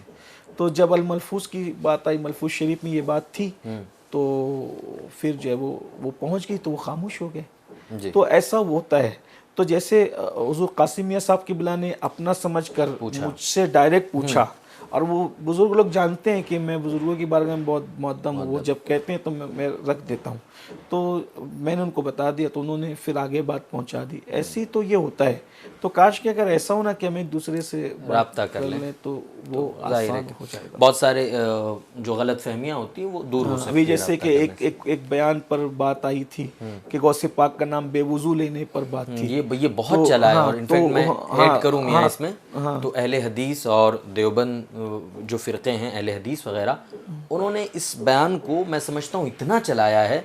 मैं उनके पेजेस जब रीड कर रहा हूँ या उनकी आईडीज़ पे जब जा रहा हूँ, तो आपका ये बयान बहुत चला है गौस पाक वाला। तो मैं चाहता हूँ ज़रा उस हवाले से जब बात आ ही गई तो आप देखिए वो जो बेवजू नाम लेने की बात है, देखिए जहाँ तक गैर मुक़ल्लिदीन का मामला है या जो वो 1857 के बाद के जो बिदती फ़िरक़े हैं जिनके अक़ायद अहले सुन्नत के से जो वो टकराते हैं, तो जो लोग इन्हीं हमारे कौम को या हमारे जवानों को ये समझना चाहिए कि वो गैर मुक़ल्लिदीन या वो अहले बिदअत जो रसूलुल्लाह के फ़ज़ाइल को 150 साल से मौजू बता रहे हैं, जिन्हें रसूलुल्लाह के फ़ज़ाइल हज़म नहीं हुए, 150 साल से उनकी और हमारी जंग इसी पर चल रही है कि उन्होंने अज़मत रिसालत को कभी कबूल नहीं किया। अज़मत रिसालत पर जितनी अहादीस थी उन्होंने मनगढ़ंत तावीलें की, ठीक है, और हमें मुशरिक का इश्क रसूल की बुनियाद पे, मोहब्बत रसूल की बुनियाद पे अंगूठे चूमने का उन्होंने मजाक उड़ाया। इल्म गैब जो कुरान की कई आयतों से साबित है, कई अहादीस से साबित है, आज तक वो इल्म गैब के मुनकिर हैं। तो यूट्यूब पर अगर या व्हाट्सएप पर इस तरह का कोई बिदती फ़िरका हमारे किसी सुन्नी खतीब या सुन्नी आलिम की कोई क्लिप काट करके वो करें, तो हमें ये नहीं देखना चाहिए कि यार चलो अभी हमें मौका मिला है कि इससे हमारी बनती नहीं है, तो इसको कुचलने का मौका है तो हम उसको आम करके उसका मिसयूज़ कर लें। देखिए वो गौसे पाक की नफ़रत में उसको फैला रहा है। आप खतीब, मेरी बात नहीं कर रहा हूँ, एक आम बात है। आप खतीब की खतीब आपका हम मसलक है, लेकिन आप खतीब की अदावत में उसको फैला रहे हो, इसको डैमेज कर दो। एक तो चीज़ ये है कि आप किसी को कभी डैमेज कर नहीं सकते। वजह यह है कि जिसके लिए अल्लाह ने इज्जत लिख दी है, दुनिया मिलकर उसको डैमेज करना चाहे तो नहीं कर सकती। जिसके लिए अल्लाह ने जिल्लत लिख दी है, पूरी दुनिया उसको इज्जतदार बनाना चाहे तो नहीं बना सकती। इसलिए ये सब ना करने वाले काम नहीं करना चाहिए। क्लिप में काट कर ये तो अगर, लेकिन जो बातिल फ़िरका है हम तो उनको अहमियत ही नहीं दे रहे हैं, क्योंकि जिसने अज़मत उलूहियत नहीं माना, अज़मत रिसालत नहीं माना, वो अज़मत गौसियत माँ को कैसे मान सकता है? अब उसमें क्या है कि कुछ लोग जो है वो नए जो पढ़े लिखे हैं, जो जज्बाती हैं, तो उनको ऐसा लगता है कि यार ये चीज़ें नहीं होना चाहिए। लेकिन जब वो मेरे अहबाब ने, संजीदा उलमा ने मुझसे पूछा कि ये गौस पाक का नाम बेवुज़ू लेने का मामला जो है वो यानी कि कहाँ से आपने बयान किया, तो मैंने उनको बताया कि इमाम अरबली की किताब है तफरीउल खातिर फ़ी मनाक़िब अब्दुल क़ादिर, जिसका हवाला फतावा रज़विया शरीफ में सैयदी आला हज़रत ने खुद दिया है। यानी कि अब आला हज़रत इमाम अहले सुन्नत जिसको हवाला बनाए मोतबर तो वो आलिम कोई छोटा मोटा तो नहीं, और फिर उसके बाद इमाम अरबली कोई छोटा मोटा नाम तो है नहीं। उनकी ये किताब भी जो है वो मुस्तनद तरीन किताब मानी जाती है, उसमें ये रिवायत मौजूद है। मैंने जब लोगों को बताया तो उन्होंने इस तरह की बहुत सी रिवायतें, यानी कि मगर बस यही है, जब कोई हमसे पूछेगा तो हमें पता चलेगा कि आपको क्या है। अब मैं ये कह रहा हूँ कि मसरूफियत की वजह से मुझे खबर नहीं होती कि क्या चल रहा है, और मैं उस पर वक्त भी नहीं देता। और मुझे एक चीज़ ये है, और मैं दूसरे खुतबा से या दूसरे काम करने वालों से भी कहना चाहता हूँ कि हमें एक जहन बनाना होगा अगर काम करना है पुरसुकून अंदाज में, कि हमारा मामला अल्लाह उसके रसूल से दुरुस्त रहे। हमारा मामला अल्लाह उसके रसूल से दुरुस्त रहे। बाकी दुनिया हमारे बारे में क्या कहती है, तारीफ करती है, तौहीन करती है, इसके चक्कर में हमें पढ़ना नहीं चाहिए। बस हमें राज़ी करना है अल्लाह उसके रसूल को, बाकी दुनिया का मिजाज बदलने में इतना भी टाइम नहीं लगता जितना मौसम बदलने में टाइम लगता है। क्या बात है। मौसम बदलने में वक्त लगता है, मिजाज बदलने में टाइम नहीं लगता है। हाथ चूमने वाले गाली देने वाले बन जाते हैं, गाली देने वाले हाथ चूमने वाले बन जाते हैं। हालात ऐसे हैं। तो बल्कि मैं तो ये कहता हूँ, जो कौम अपने माँ बाप से वफा नहीं करती, हम उस कौम से अपने साथ वफा की क्या उम्मीद रखें। बहुत कम लोग दुनिया में वफादार मिलते हैं। इसलिए जो है वो खालिके वफा अल्लाह से उसकी रज़ा पे तवज्जो करो, और जाने वफा मुस्तफ़ा जाने रहमत पर तवज्जो करो। जो पिया को बहाए अख्तर वो सुहाना राग है, जिससे ना खुश है पिया वो रागनी अच्छी नहीं। दुनिया की फिक्र छोड़ दो तो आप काम कर सकोगे, वरना काम नहीं कर सकोगे। माशाअल्लाह, बहुत अच्छा जवाब। और मैं समझता हूँ जो लोग गलत फहमी का शिकार है उनके लिए भी बहुत बेहतरीन जवाब था ये। और जो सीखने वाले लोग हैं हमारी फ़ील्ड से, ख़तीब, नकीब, नात ख़ां की फ़ील्ड से, उनके लिए भी बहुत अच्छा एक जवाब है कि तनकीद को किस तरीके से हैंडल किया जाए। अब मैं कुछ सवालात जो है आपके मिशन और दावती काम को लेकर शामिल करता हूँ। सुन्नी दावत इस्लामी का मिशन नौजवानों में दीन की रोशनी फैलाना है। ये मॉडर्न कल्चर है। ये अभी हम जिस वक्त 2025 की मैं बात करूँ तो ये मॉडर्न हो चुका है। ये कल्चर हमने गैरों के कल्चर का कहीं ना कहीं हम पर असर है। तो इस कल्चर में दीन की रोशनी को फैलाना, खुसूसन नौजवानों में, इस मिशन में कितने चैलेंजेस का सामना करना पड़ता है, उसका जिक्र करें। देखिए, आप जब भी कोई काम करने के लिए निकलते हैं तो हमेशा चैलेंजेस काम करने वालों को ही आते हैं जी। जब आप घर बैठे होते हैं, जब आप कुछ नहीं कर रहे होते हैं तो आप सबको अच्छे लगते हैं जी। जब आप काम करने के निकलते हैं तो आपके सामने चैलेंजेस होते हैं। ऐसा ही है। अल्लाह के रसूल अलैहिस्सलाम ने जब तक दावत के काम का आगाज़ नहीं किया था, पूरा मक्का बेग ज़बान आपको सादिक और अमीन कहता था। सुभान अल्लाह। जब से काम का आगाज़ किया वही लोग पत्थर मारते थे, पता नहीं फिर क्या क्या करते थे। दुश्मनी कब से हुई? काम का आगाज़ होने के बाद। तो पता चला कि जब काम का आगाज़ होगा आप कुछ करोगे, और फिर काम जितने बड़े पैमाने पे करोगे चैलेंजेस उतने होंगे। अव्वल चीज़ तो ये है कि देखिए, हमारे मुल्क को, हिंदुस्तान में काम करना बहुत आसान है जी। पहली बात तो ये हुई। एक प्लस पॉइंट ये है कि हिंदुस्तान में काम करना आसान है दूसरे ममालिक की बनिस्बत। यहाँ खुले मैदानों में हम हज़ारों लोगों को जमा करते हैं दिन के नाम पे, और दिन के नाम पे गुफ्तगू करते, खुल के करते हैं। आसान है हमारे लिए, अल्हम्दुलिल्लाह। दूसरी बात, अहले सुन्नत को काम करना ज़्यादा आसान है। अच्छा। वजह, क्योंकि दुनिया की अब बात छोड़ दें तो दुनिया तो है ही, लेकिन हिंदुस्तान में 80% अहले सुन्नत व जमात है। माशाअल्लाह। ठीक है, उसको मैं, अगर आप कहें तो मैं उसको सबूत भी दूंगा। एक आसान ज़बान में मैं आपको बता देता हूँ कि लोगों के इज्तिमात को देख के अंदाज़ा करते हैं कि इनकी तादाद कितनी है। हाँ, ऐसा ही है। ठीक है जी। वो लोग करोड़ों रुपया खर्च करते हैं। जो 1857 के बाद पैदा हुई जमातें हैं, नौज़ायदा जमातें, वो लोग करोड़ों रुपया खर्च करते हैं, ख्वाब गढ़ते हैं, हंगामे करते हैं, क्या क्या जतन करते हैं। उसके बाद वो जितने जमा करते हैं एक बार, फिर एक शहर में जमा कर लिया तो दोबारा उस शहर में वो जमा नहीं करते, किसी और शहर की तरफ रुख करते हैं। ठीक है, और उसके लिए इतने बाइनर्स और इतनी मेहनतें और इतने ऐलानात और इतने सारे जतन करते हैं। ठीक है, लेकिन हमें बगैर कुछ खर्च किए, बगैर पोस्टर, बगैर बैनर के हर साल 800 साढ़े 800 साल से गरीब नवाज के आस्थाने पर लाखों करोड़ लोग जमा होते हैं। अल्हम्दुलिल्लाह। महबूब इलाही के आस्थाने पर अल्हम्दुलिल्लाह। उर्स की बात कर रहा हूँ। आम दिनों जो मेला लगा रहता है वो तो अलग ही है। ठीक है ना। तो मैं समझता हूँ कि इन खानकाहों पर जो भीड़ लगी हुई है, तो इनको देखकर भी आपको अंदाजा होता है कि अभी भी हिंदुस्तान में तादाद अल्हम्दुलिल्लाह, या फिर मिलादुन नबी पे देख लें आप, वगैरह जिन मौक़े में। ऐसे ही। तो बहरहाल यानी कि अवामी सतह पर 80% लोग अहले सुन्नत हैं। एक तो मुल्क हिंदुस्तान में काम का आसान होना, दूसरा अहले सुन्नत के लिए आसान ये होना कि हमें दूसरे फ़िरक़े वाला अगर काम करता है तो उसको पहले सुन्नी से कन्वर्ट करके अपने फ़िरक़े में दाखिल करना पड़ेगा। ऐसा ही है। फिर अपना बनाना पड़ेगा। जी। ये बात अल्लामा अरशदुल क़ादिरी अलैहिर्रहमा ने समझाई थी अहले सुन्नत को कि दूसरे फ़िरक़े वालों के लिए काम कितना टफ है, कितना मुश्किल है, कि फ़िरक़े से काट के लाना है फिर अपना बनाना है। और यहाँ 80% सब अपनी ही हैं, सिर्फ उनको प्यार से अपने से जोड़ लेना है, वाह वाह वाह वाह। लेकिन हम वो भी नहीं कर पा रहे हैं। जी तो मैं समझता हूँ कि, और तीसरी बात यह है कि हिंदुस्तान में 60% जवान हैं, यानी पूरी दुनिया में सबसे ज़्यादा जवानों की तादाद अगर कहीं है तो हमारे भारत में क्या बात यानी 60% जवान हैं। जी और जवानों की खुसूसियत है, वो अच्छाई को भी जल्दी कबूल करते हैं और बुराई को भी जल्दी कबूल करते हैं। अगर हम जवानों की नफ्सियात को सामने रखते हुए सही अंदाज में, मुस्बत अंदाज में दीन को पेश करें हिकमत के साथ, तो बहुत जल्दी करीब आते हैं, गुनाहों को छोड़ते हैं। जितनी जल्दी वो गुनाहों को कबूल करते हैं उतनी जल्दी वो गुनाहों को छोड़ते। जवानों की कमज़ोरी, वो अच्छाई भी जल्दी कबूल करते हैं और बुराई भी जल्दी कबूल। जैसे कि अल्लाह के रसूल अलैहि सलाम ने फरमाया कि जवानों की इज़्ज़त करो।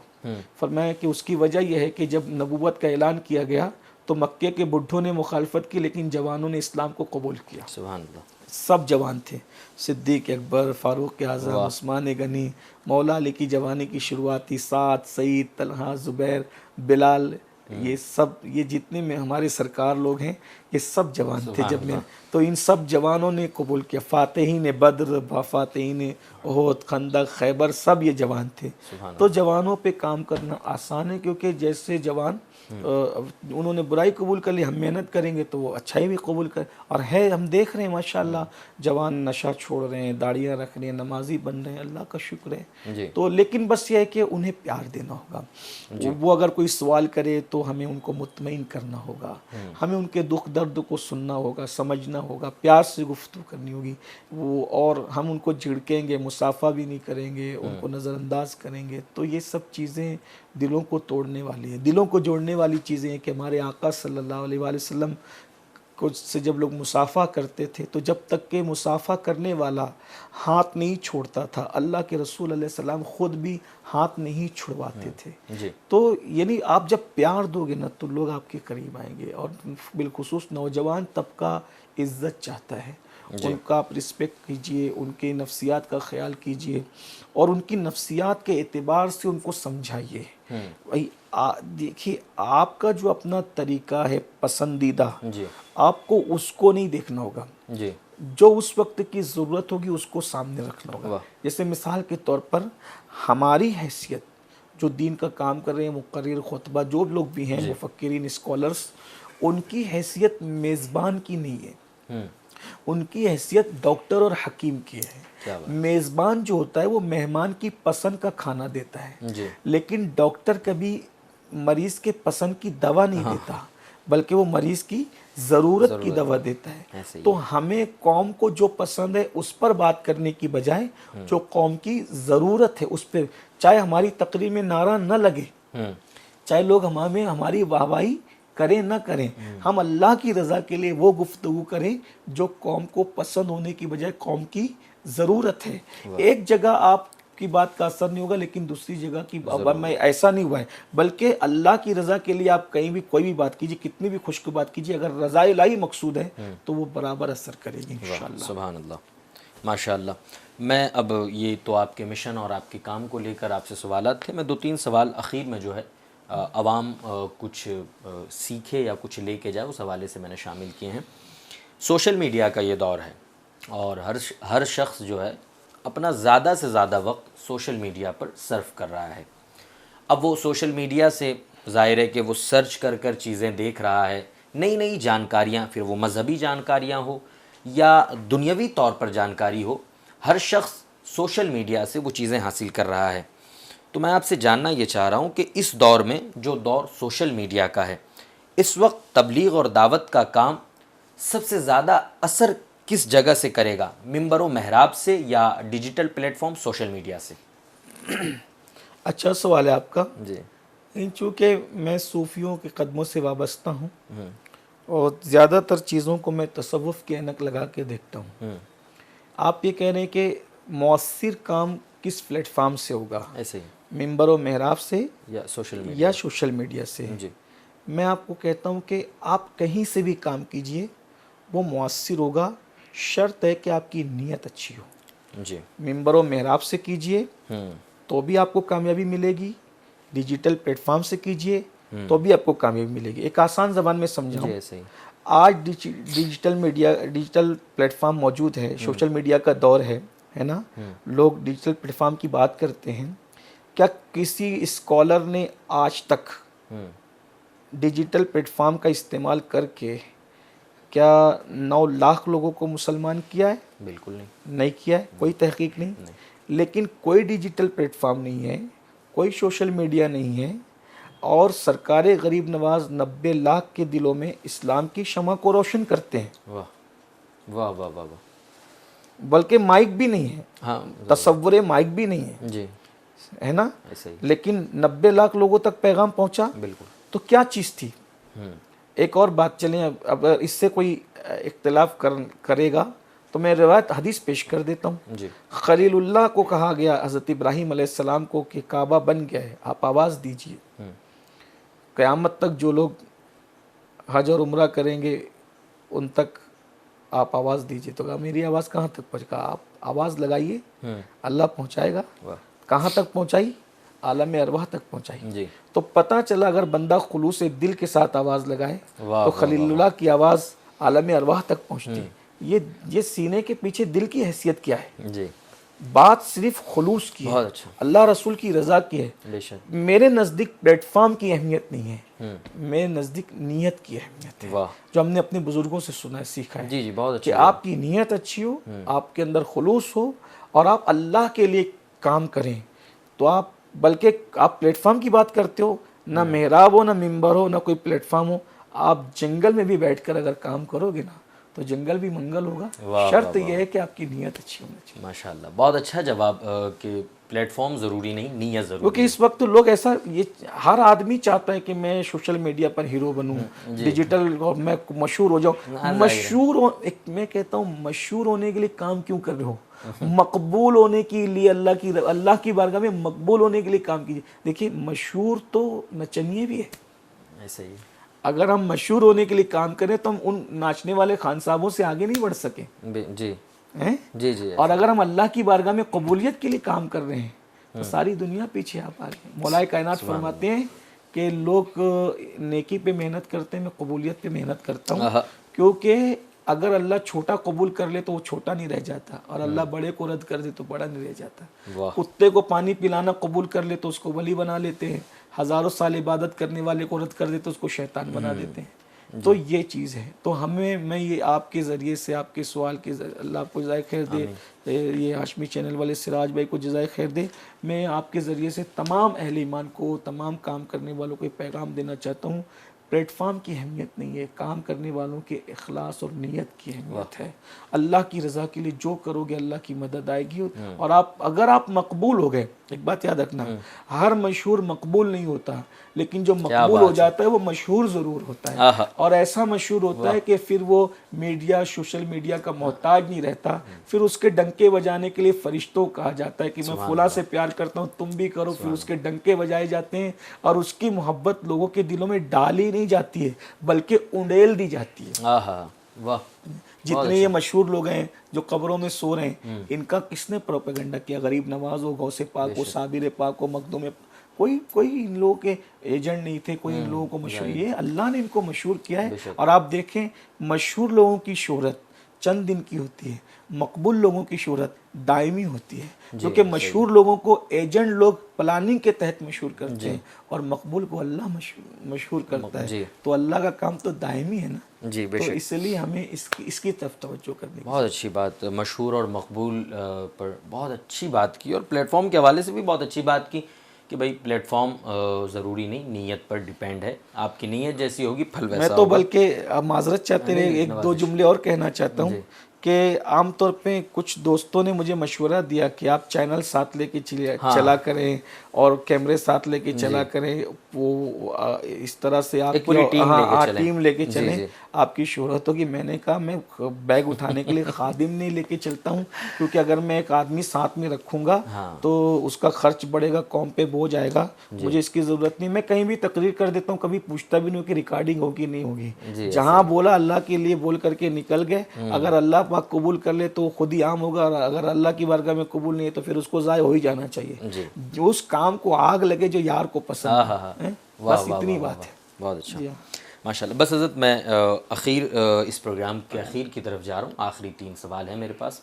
उसमें से एक बहुत बड़ी ज़रूरत जो इस वक्त की है, और मैं चाहता हूँ आप जैसा ख़तीब अगर उस पर लबकुशाई करे तो हमारे यंगस्टर्स और कामयाब लोगों का बहुत बड़ा मामला हल हो सकता है। दुनिया में लोग जितने कामयाब हो रहे हैं, दुनिया में लोग जितने मालदार हो रहे हैं, डिप्रेशन और स्ट्रेस का शिकार हो रहे हैं। ज़हनी सुकून नहीं है, दिल मुतमईन नहीं है। जबकि ऐसा नहीं है कि उनके पास पैसा नहीं है या दौलत नहीं है, बेशुमार दौलत है, मगर वो डिप्रेस्ड हैं, स्ट्रेस में है, वो अजीब सी कैफियत में है। मैं ऐसे जितने कामयाब लोगों से मिला हूँ वो कहीं ना कहीं मुझे बेचैनी का शिकार लगे हैं। तो ये ऐसा क्यों हो रहा है हमारी कौम के साथ कि कामयाब होने के बाद भी डिप्रेस्ड है? तो कामयाब जो हैं उनके लिए भी और जो नाकामयाब है उनके लिए भी कोई नुस्खा ऐसा बताएं जिससे वो डिप्रेशन और स्ट्रेस से दूर रहें। देखिए, डिप्रेशन का शिकार तो मैं समझता हूँ कि मुझे ऐसा लगता है कि दुनिया की अक्सरियत इस वक्त बेचैन है, बेकरार है, मुस्तरिब है, और बहुत सारे लोग डिप्रेशन का शिकार हैं। उसकी वजह जो अपने बुज़ुर्गों की जूतियाँ सीधी करके हमें समझ में आई वो ये है। नंबर 1, बेकरारी की सबसे बड़ी वजह ये है कि जब आप दूसरों को बेकरार करोगे तो आप भी बेकरार रहोगे। जैसा कि हदीस पाक में कमा तदीन तुदान, जैसा करोगे वैसा पाओगे। जी। इस वक्त हम लोगों को खुशियाँ देने की बजाय लोगों की खुशियाँ छीनते हैं। मैं देख रहा हूँ जो लोग नमाजी, दीनदार, मजहबी कहलाते हैं उनको भी मैं बहुत से, इल्ला माशाल्लाह सबकी बात नहीं करता, हर बात तो सबकी की नहीं जा सकती है, लेकिन जो लोग नहीं है वो नहीं है, जो हैं वो हैं। तो नमाज पढ़ेंगे, दाढ़ी रखेंगे, टोपियाँ पहनेंगे, अल्लाह वालों जैसी बात करेंगे, लेकिन उनको किसी को खुश देखना अच्छा नहीं लगता है। जी, ऐसा है। किसी, हाँ, यानी वो अपने दुखों से उतने बेचैन नहीं है जितना लोगों की खुशियों से बेचैन है। जी। तो अब आप जब दूसरों को खुशियाँ नहीं दोगे तो आप खुद भी बेचैन रहोगे। क्या बात, सबसे बड़ी बात यह है। बहुत अच्छी बात। अगर आप डिप्रेशन से निकलना चाहते हैं, अगर आप बेकरारियों से निकलना चाहते हैं और आप सुकून की नींद सोना चाहते हैं, पहली चीज़ आप अल्लाह की मखलूक को राहत पहुंचाइए, आप अल्लाह की मखलूक को प्यार दीजिए, आप अल्लाह की मखलूक को खुशियाँ दीजिए, सुभान अल्लाह। आप सुकून से सोओगे। वाह। आज लोगों को एसी में नींद नहीं आती। आज से 100 साल पहले पंखे भी लोगों के घर में नहीं थे। जी। बगैर पंखे के लोग सोते थे कि नहीं सोते जी, थे? सोते थे। और हमसे ज़्यादा पुरसुकून सोते थे। जी। वजह, वो मोहब्बत देते थे, वो लोगों के दिलों को सुकून देते थे, वो लोगों को अपनी हैसियत के मुताबिक सुकून और मोहब्बत बांटते थे। अल्लाह उनको अपनी शान के मुताबिक सुकून और मोहब्बत अता फरमा। आज से 100 साल पहले जाइए, क्या नींद की गोली खाने का कोई तसव्वुर था? नहीं था। तो आज जब लोग कहते हैं कि सब कुछ है, सुकून नहीं है, इसका मतलब आपके पास सब कुछ है, सुकून नहीं है। खाना अच्छा है, कपड़े अच्छे हैं, मोबाइल अच्छा है, सवारियाँ अच्छी है, नरम गद्दे अच्छे हैं, बीवियाँ खूबसूरत है, बच्चे खूबसूरत है, हत्ता के वॉशरूम आपके इतने खुशबूदार हैं। वॉशरूम मैं देख रहा हूँ जब लोगों के घरों में क़याम होता, अच्छी बात है, कोई बुरी बात नहीं है, सजे हुए वॉशरूम है, तो मैं लोगों का वॉशरूम देख करके, सजे रहना चाहिए, मुझे उससे कोई इख्तिलाफ नहीं, लेकिन बात कह रहा हूँ, वॉशरूम खुशबू आ रही है, वॉशरूम बैतुल खला तुमने इतना सजा रखा है, तो जिसमें बदबू आती थी उसको तो आपने सजा के खुशबूदार कर दिया, लेकिन दिल में हसद, बुग़्ज़, कीना और नफरतें रखकर इसको बैतुल खला से ज़्यादा बदबूदार बना लिया। जी, तो आपके बैतुल खला खुशबूदार और सजे हुए हैं और आपका दिल गंदगी के सूअरों से बिल्कुल पूरा गंदा हो चुका है। तो बैतुल खला सजाने से सुकून नहीं मिलता, नरम गद्दों से नहीं। आप इस दिल में कौम के लिए प्यार पैदा करें, खुश अकीदा मुसलमानों के लिए, आशिकान रसूल के लिए, हम अकीदा मुसलमान, प्यार मोहब्बत पैदा करें, उनको प्यार दे, मोहब्बत दे, खुशियाँ दे। आपको सुकून की नींद आए तो फिर कहना। अपने भाई से हसद रखते हैं लोग, अपने पड़ोसियों को सताते हैं लोग, बहनों से दुश्मनी रखते हैं लोग, एक दूसरे पे केस कबारा करते हैं लोग, तो उनको कैसे? तो ये पहली चीज़ तो मैं इसी पे जोर दूंगा, दूसरों को सुकून पहुंचाइए। अगर आपको सुकून ना मिले, मैं गुलामी लिखने तैयार हूँ, इतनी बड़ी बात, क्योंकि मेरे सरकार हमारे मुर्शिद सरकार महबूब इलाही फरमाते हैं, आहा। कांटों के मुकाबले में कभी कांटे मत फैलाना, वरना दुनिया कांटों से भर जाएगी। कांटे बिछाने पे सुकून नहीं मिलता, कांटे हटाने पे सुकून मिलता है। वाह वाह वाह। तो दूसरों के रास्ते में कांटे बिछा रहे तो एक बात ये भी, प्यार दीजिए, राहत दीजिए, राहत पहुंचाइए, सुकून। दूसरी चीज़, अल्लाह का जिक्र कसरत से कीजिए। जी। हैरत तो यह है कि हम घंटों बैठकर इसकी उसकी ग़ीबत करते हैं, अल्लाह, यानी लोग कहाँ पहुँच गए हैं। अगर मैं 10 मिनट किसी की ग़ीबत कर रहा हूँ, ज़िना से बदतर कहाँ, अलग़ीबत अशद्दु मिनज़ ज़िना, तो वो 10 मिनट ग़ीबत करने के जब मैं अल्लाह का जिक्र करूँ ना, तो दिल को सुकून मिलेगा, दिल को चैन मिलेगा। अला बिज़िक्रिल्लाहि तत्मइन्नुल क़ुलूब, कि अल्लाह के जिक्र से दिलों को सुकून मिलता है। हुजूर का जिक्र कीजिए, हुजूर का जिक्र भी अल्लाह ही का जिक्र है। औलिया अल्लाह का जिक्र कीजिए, अल्लाह वालों का जिक्र भी अल्लाह ही का जिक्र है। तो अल्लाह का जिक्र कीजिए, नमाज पढ़िए, नमाजों का एहतिमाम कीजिए, इसलिए कि अल्लाह के रसूल फरमाते हैं कि जब मैं खुद बेचैन होता हूँ, हुजूर जब बेचैन होते थे, बेकरार होते थे, तो कहते थे अरे ना या बिलाल, ए बिलाल मुझे राहत पहुँचाओ, किससे? अजान दो, मैं नमाज पढ़ूंगा, अपने दिल को सुकून आता है। सुभान अल्लाह। तो नमाज से सुकून मिलता है। और डिप्रेशन का एक खूबसूरत इलाज बताता हूँ जो हदीस में आया है। अगर कोई बंदा 100 मरतबा रोज़ाना ला हौला वला कुव्वता इल्ला बिल्लाहिल अलिय्यिल अज़ीम पढ़ेगा, ये इतना पावरफुल वजीफ़ा है। ये इब्राहीम अलैहिस्सलाम ने शब मेराज उम्मत मोहम्मदिया के लिए मेरे आका को बतौर तोहफ़ा दिया है कि हुजूर आप अपनी उम्मत के लिए मेरी तफसीर तोहफ़ा लेकर के जाएँ, ला हौल शरीफ का। इसको अर्श के ख़जानों में से ख़जाना कहा गया है। जो इसको 100 मरतबा पढ़ेगा वो 70 बलाओं से महफूज रहेगा, जिसमें से सबसे छोटी बला डिप्रेशन है। ओहो। आज सबसे बड़ी बला यही है, जी। लेकिन सबसे छोटी बला डिप्रेशन है, जिसकी तो अल्लाह ताला उसका सारी टेंशन, उसकी बेचैनी कोई करके देखे 100 बार रोज़ाना पढ़। अभी दुश्मनों पढ़ के देखिए, परेशान करने वालों, रोज़ी रोज़गार का मन पढ़, भाई जिस लाहौल से शैतान भाग जाता हो, अब कौन सी मुसीबत है शैतान से बड़ी मुसीबत कि वो न भागे। तो ये चंद चीज़ें हैं। माशाल्लाह, बहुत अच्छी बात। और हज़रत ने बहुत अच्छा एक जुमला कहा कि लोग अपनी परेशानियों से परेशान नहीं है, इस वक्त लोग दूसरों की खुशी से परेशान हैं। मैं जो है जॉन एलिया गज़ल के बहुत बड़े शायर गुज़रे, उन्होंने इसी का जिक्र करते हुए एक शेर कहा था, क्या तकल्लुफ़ करें ये कहने में, क्या तकल्लुफ़ करें ये कहने में, जो भी खुश है हम उससे जलते हैं। तो आपने अभी उसका जिक्र किया तो मुझे हमारे शहर के एक शायर अच्छे वाहिद अंसारी साहब, मेरा बचपना था, उन्होंने एक शेर पढ़ा था, मुझे अब भी याद रह गया। वो हमारे गली में ही रहते जी। तो उन्होंने कहा था, जलने वाले को खुदा रखे सलामत वाहिद, जलने वालों को खुदा रखे सलामत वाहिद, जितने जलते हैं मेरे फ़न को जिला मिलती है। वाह वाह वाह वाह, बहुत अच्छी बात। आखिर में मैं एक सेंसिटिव टॉपिक पर बात करूँगा। आज के दौर में जब हम अलग अलग शहरों का सफ़र करते हैं और अपनी कौम के हालात पढ़ते हैं या देखते हैं, न्यूज़, अखबार या दीगर ज़राए से, तो एक चीज़ बहुत कॉमन नज़र आ रही है। शौहर और बीवी में आज के ज़माने में दूरी बनना, ये बहुत कॉमन सी चीज़ हो गई है। सवाल मेरा ये है, आज की मसरूफ़ ज़िंदगी में मियाँ बीवी के दरमियान वक्त और एक दूसरे पर ध्यान देने में कमी नज़र आती है। आपके नज़दीक हस्बैंड वाइफ एक दूसरे के लिए वक्त निकालें, उसकी दीनी और अमली अहमियत क्या है? अगर इस हवाले से आप हमारे यूथ और जनरेशन की रहनुमाई फरमाएंगे तो मैं समझता हूँ और बहुत सारे लोग कुछ ना कुछ सीखेंगे। मुझे प्रोग्राम में जाना आप जानते हैं, जी जी, लेकिन आपने इतना कीमती सवाल किया, मैं इस पे थोड़ा सा वक्त लूँगा। नवाजिश। और ढेर सारी दुआएं आपको देता हूँ कि आपने ऐसा सवाल किया।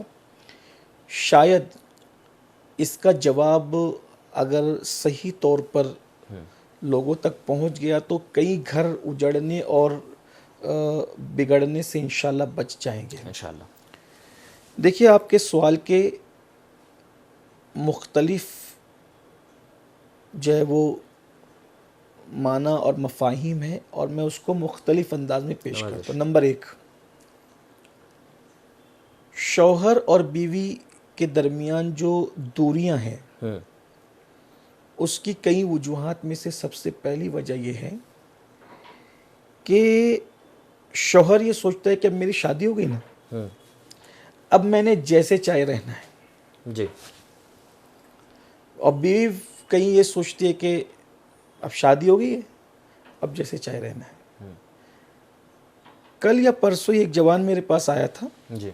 वो बोला था कि मैंने शादी से पहले जिम की।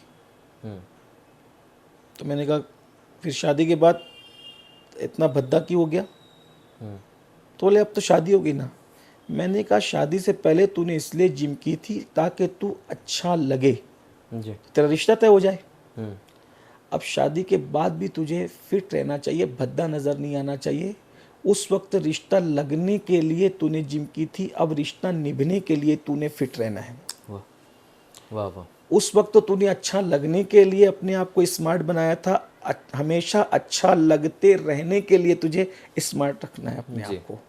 देखिए आजकल नौजवानों को क्या हो गया है, गुटखा खाएंगे, तंबाकू खाएंगे, पान खाएंगे और वैसी बीड़ी पियेंगे, सिगरेट पियेंगे, वैसी बदबूदार मुंह लेकर के घर में आ जाएंगे। ऐसा ही है। ठीक है जी। अब एक चीज़ है कि जो चीज़ मुझे अच्छी नहीं लगती है तो वो चीज़ तो मेरी बीवी भी तो इंसान है ना, उसको नहीं अच्छी लगती होगी। जब मैं थोड़ा माजरत चाहता हूँ कि थोड़ा कि खुल करके बड़े बुजुर्गों तक अगर ये बात पहुँचे, शायद वो बुरा नहीं मानेंगे। मैं एक दर्द के तहत ये बात खुल के रख रहा हूँ कि नश्तर जो लगाता है दुश्मन, कोई फैज बात करने का शौक़ नहीं है, लेकिन अल्लाह करे कि किसी के इस्लाह हो, हमारे नौजवान इस चीज़ को समझें। जी। तो जब मैं अपनी बीवी के मुंह की बदबू को मैं गवारा नहीं करता तो मेरी बीवी भी तो मेरी मुंह की बदबू, उसको इंसान है ना, बदबू से किसको प्यार है? तो मुंह से बदबू आ रही है बीड़ी की, सिगरेट की, गुटखे की, चले भाई अगर आप खा पी रहे हैं तो आप ब्रश करके जाएं घर में।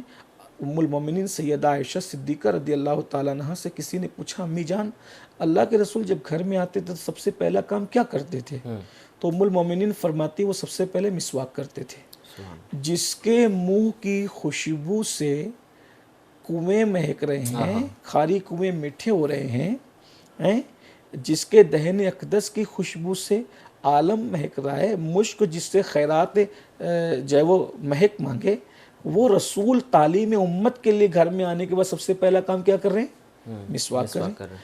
तो मैं ये कहना चाहता हूँ नौजवानों से और बहनों से भी, अगर हम दूरियां ख़त्म करना चाहते हैं तो मेरा पैगाम सबसे पहले सबके लिए ये है कि पहली रात दूल्हा जैसे बनता है ना जी, तो दूल्हा भी हर रात अपनी बीवी से जब मुलाकात करे उतना ना सही कम से कम उसका 10% एहतमाम करे जी। और औरतें भी कितनी ही मसरूफियत हो, क्या हमारे मज़हब का क्या हुस्न है कि जो औरत शौहर के लिए सजती और बनती संवरती है, अल्लाह उसे नफल इबादत से बढ़कर सवाब अता फरमाता है। इसलिए औरतों को चाहिए कि वो अपने शौहर के आने से पहले रोज़ाना बने संवरें। बाजार में जानते वक्त बनना संवरना नहीं है अपने मज़हब में। वलीमे में जाने के लिए हमारे लिए मज़हब में शौहर के लिए बीवी बने संवरे तो उसका अजर ही कुछ और है। औरतें मिसवाक करे, खुशबू लगाए, शौहर के लिए, घर में रहने के लिए अच्छे कपड़े पहने, और इसी तरह शौहर खुद भी अपनी सेहत का ख्याल रखे, मैं फिट रहूं और जो वो मेरे मुंह से बदबू नहीं आना चाहिए, बदन से बदबू नहीं आना चाहिए। तो ये चीज़ है, क्योंकि बस इतना समझ लें कि शौहर चाहते हैं कि मेरी बीवी मुझे सबसे खूबसूरत दिखे, तो बीवी भी चाहती है कि मेरा शौहर मेरे लिए सबसे ज़्यादा खूबसूरत दिखे।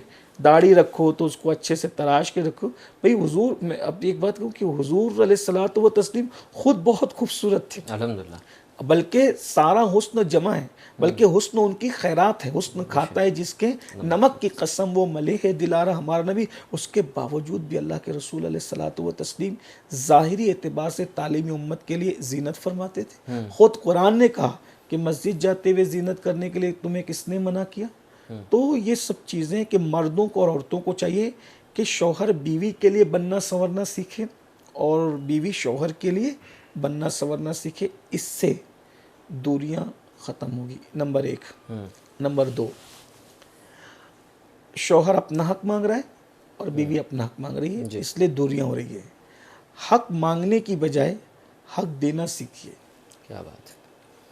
देखिए, झगड़ा वहाँ होता है जहाँ हक मांगा जाता है और मोहब्बत वहाँ होती है जहाँ हक दिया जाता है।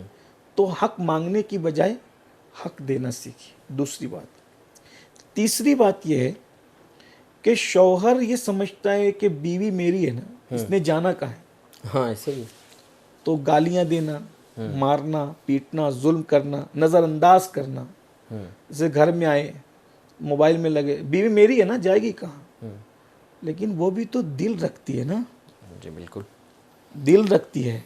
देखिए, जब आपसे कोई प्यार का तालिब है, आप उसको प्यार नहीं देते। एक मुफक्किर ने बहुत अच्छी बात कही थी, जो तुम्हारे बगैर नहीं रह सकता तो आदत डालो कि वो आपके बगैर ना रह सके। क्या बात है, बहुत अच्छी बात। जो आपके बगैर नहीं रह सकता तो आदत डालिए कि वो आपके बगैर ना रह सके, क्योंकि अगर जो आपके बगैर नहीं रह सकता और उसको आपके बगैर रहने की आदत पड़ गई तो आप परेशान हो जाओगे। तो बीवी आपके बगैर नहीं रह सकती। अब आप आते हो, मोबाइल में लग जाते हो, इंटरनेट पे लग जाते हो, यूट्यूब पे लग जाते हो, किताबें पढ़ने लग जाते हो, तो उसको फिर एक पहले वो झुंझलाती है, चिढ़ती है, फिर वो यूज्ड टू हो जाती है जी कि अब ठीक है, अब ये ऐसे ही है, तो इससे दूरियां बढ़ती है। जी, शौहर को चाहिए कि जब वो घर में आए ना, सिर्फ घर का होके रह जाए। अल्लाह के रसूल अलैहि सलाम की इतनी मसरूफ़ तरीन ज़िंदगी में हुजूर ने अपने दिन के 3 हिस्से किए थे। 1/3 हिस्सा मुकम्मल हुजूर अपने घर वालों को दिया करते थे। इतनी मसरूफ़ तरीन ज़िंदगी में 1/3, और फिर वो उस 1/3 हिस्से में फिर क्या होता था, उसमें हंसना बोलना भी होता था, वाज़ और नसीहत भी होती, हत्ता कि ये भी होता था कि ज़माने जाहिलियत के फलां शायर ने ये शेर लिखा है तो ज़रा आयशा वो सुना दो। वाह वाह वाह, ये भी होता था। वाह। तो कितना खुशगवार। फिर उसके बाद ये भी होता था कि कभी अपनी शान के मुताबिक हंसी मज़ाक भी हो जाता था, जैसा कि उनकी शान के लाए। आम इंसानों की तरह वहाँ कोई चीज़ नहीं थी, वहाँ तो सारी चीज़ें बहुत बुलंद मेयार पर थी, मेराजों पर थी, जोबनों पर थी, तो वो भी हो जाता था। फिर उसके बाद जब वो अज़वाज पाक के साथ कभी दौड़ भी लगाई जाती थी, अच्छा, ये भी होता खास एहतमाम। हाँ, ये तो कभी उनके जानों पे सर रख के लेटा भी जाता था।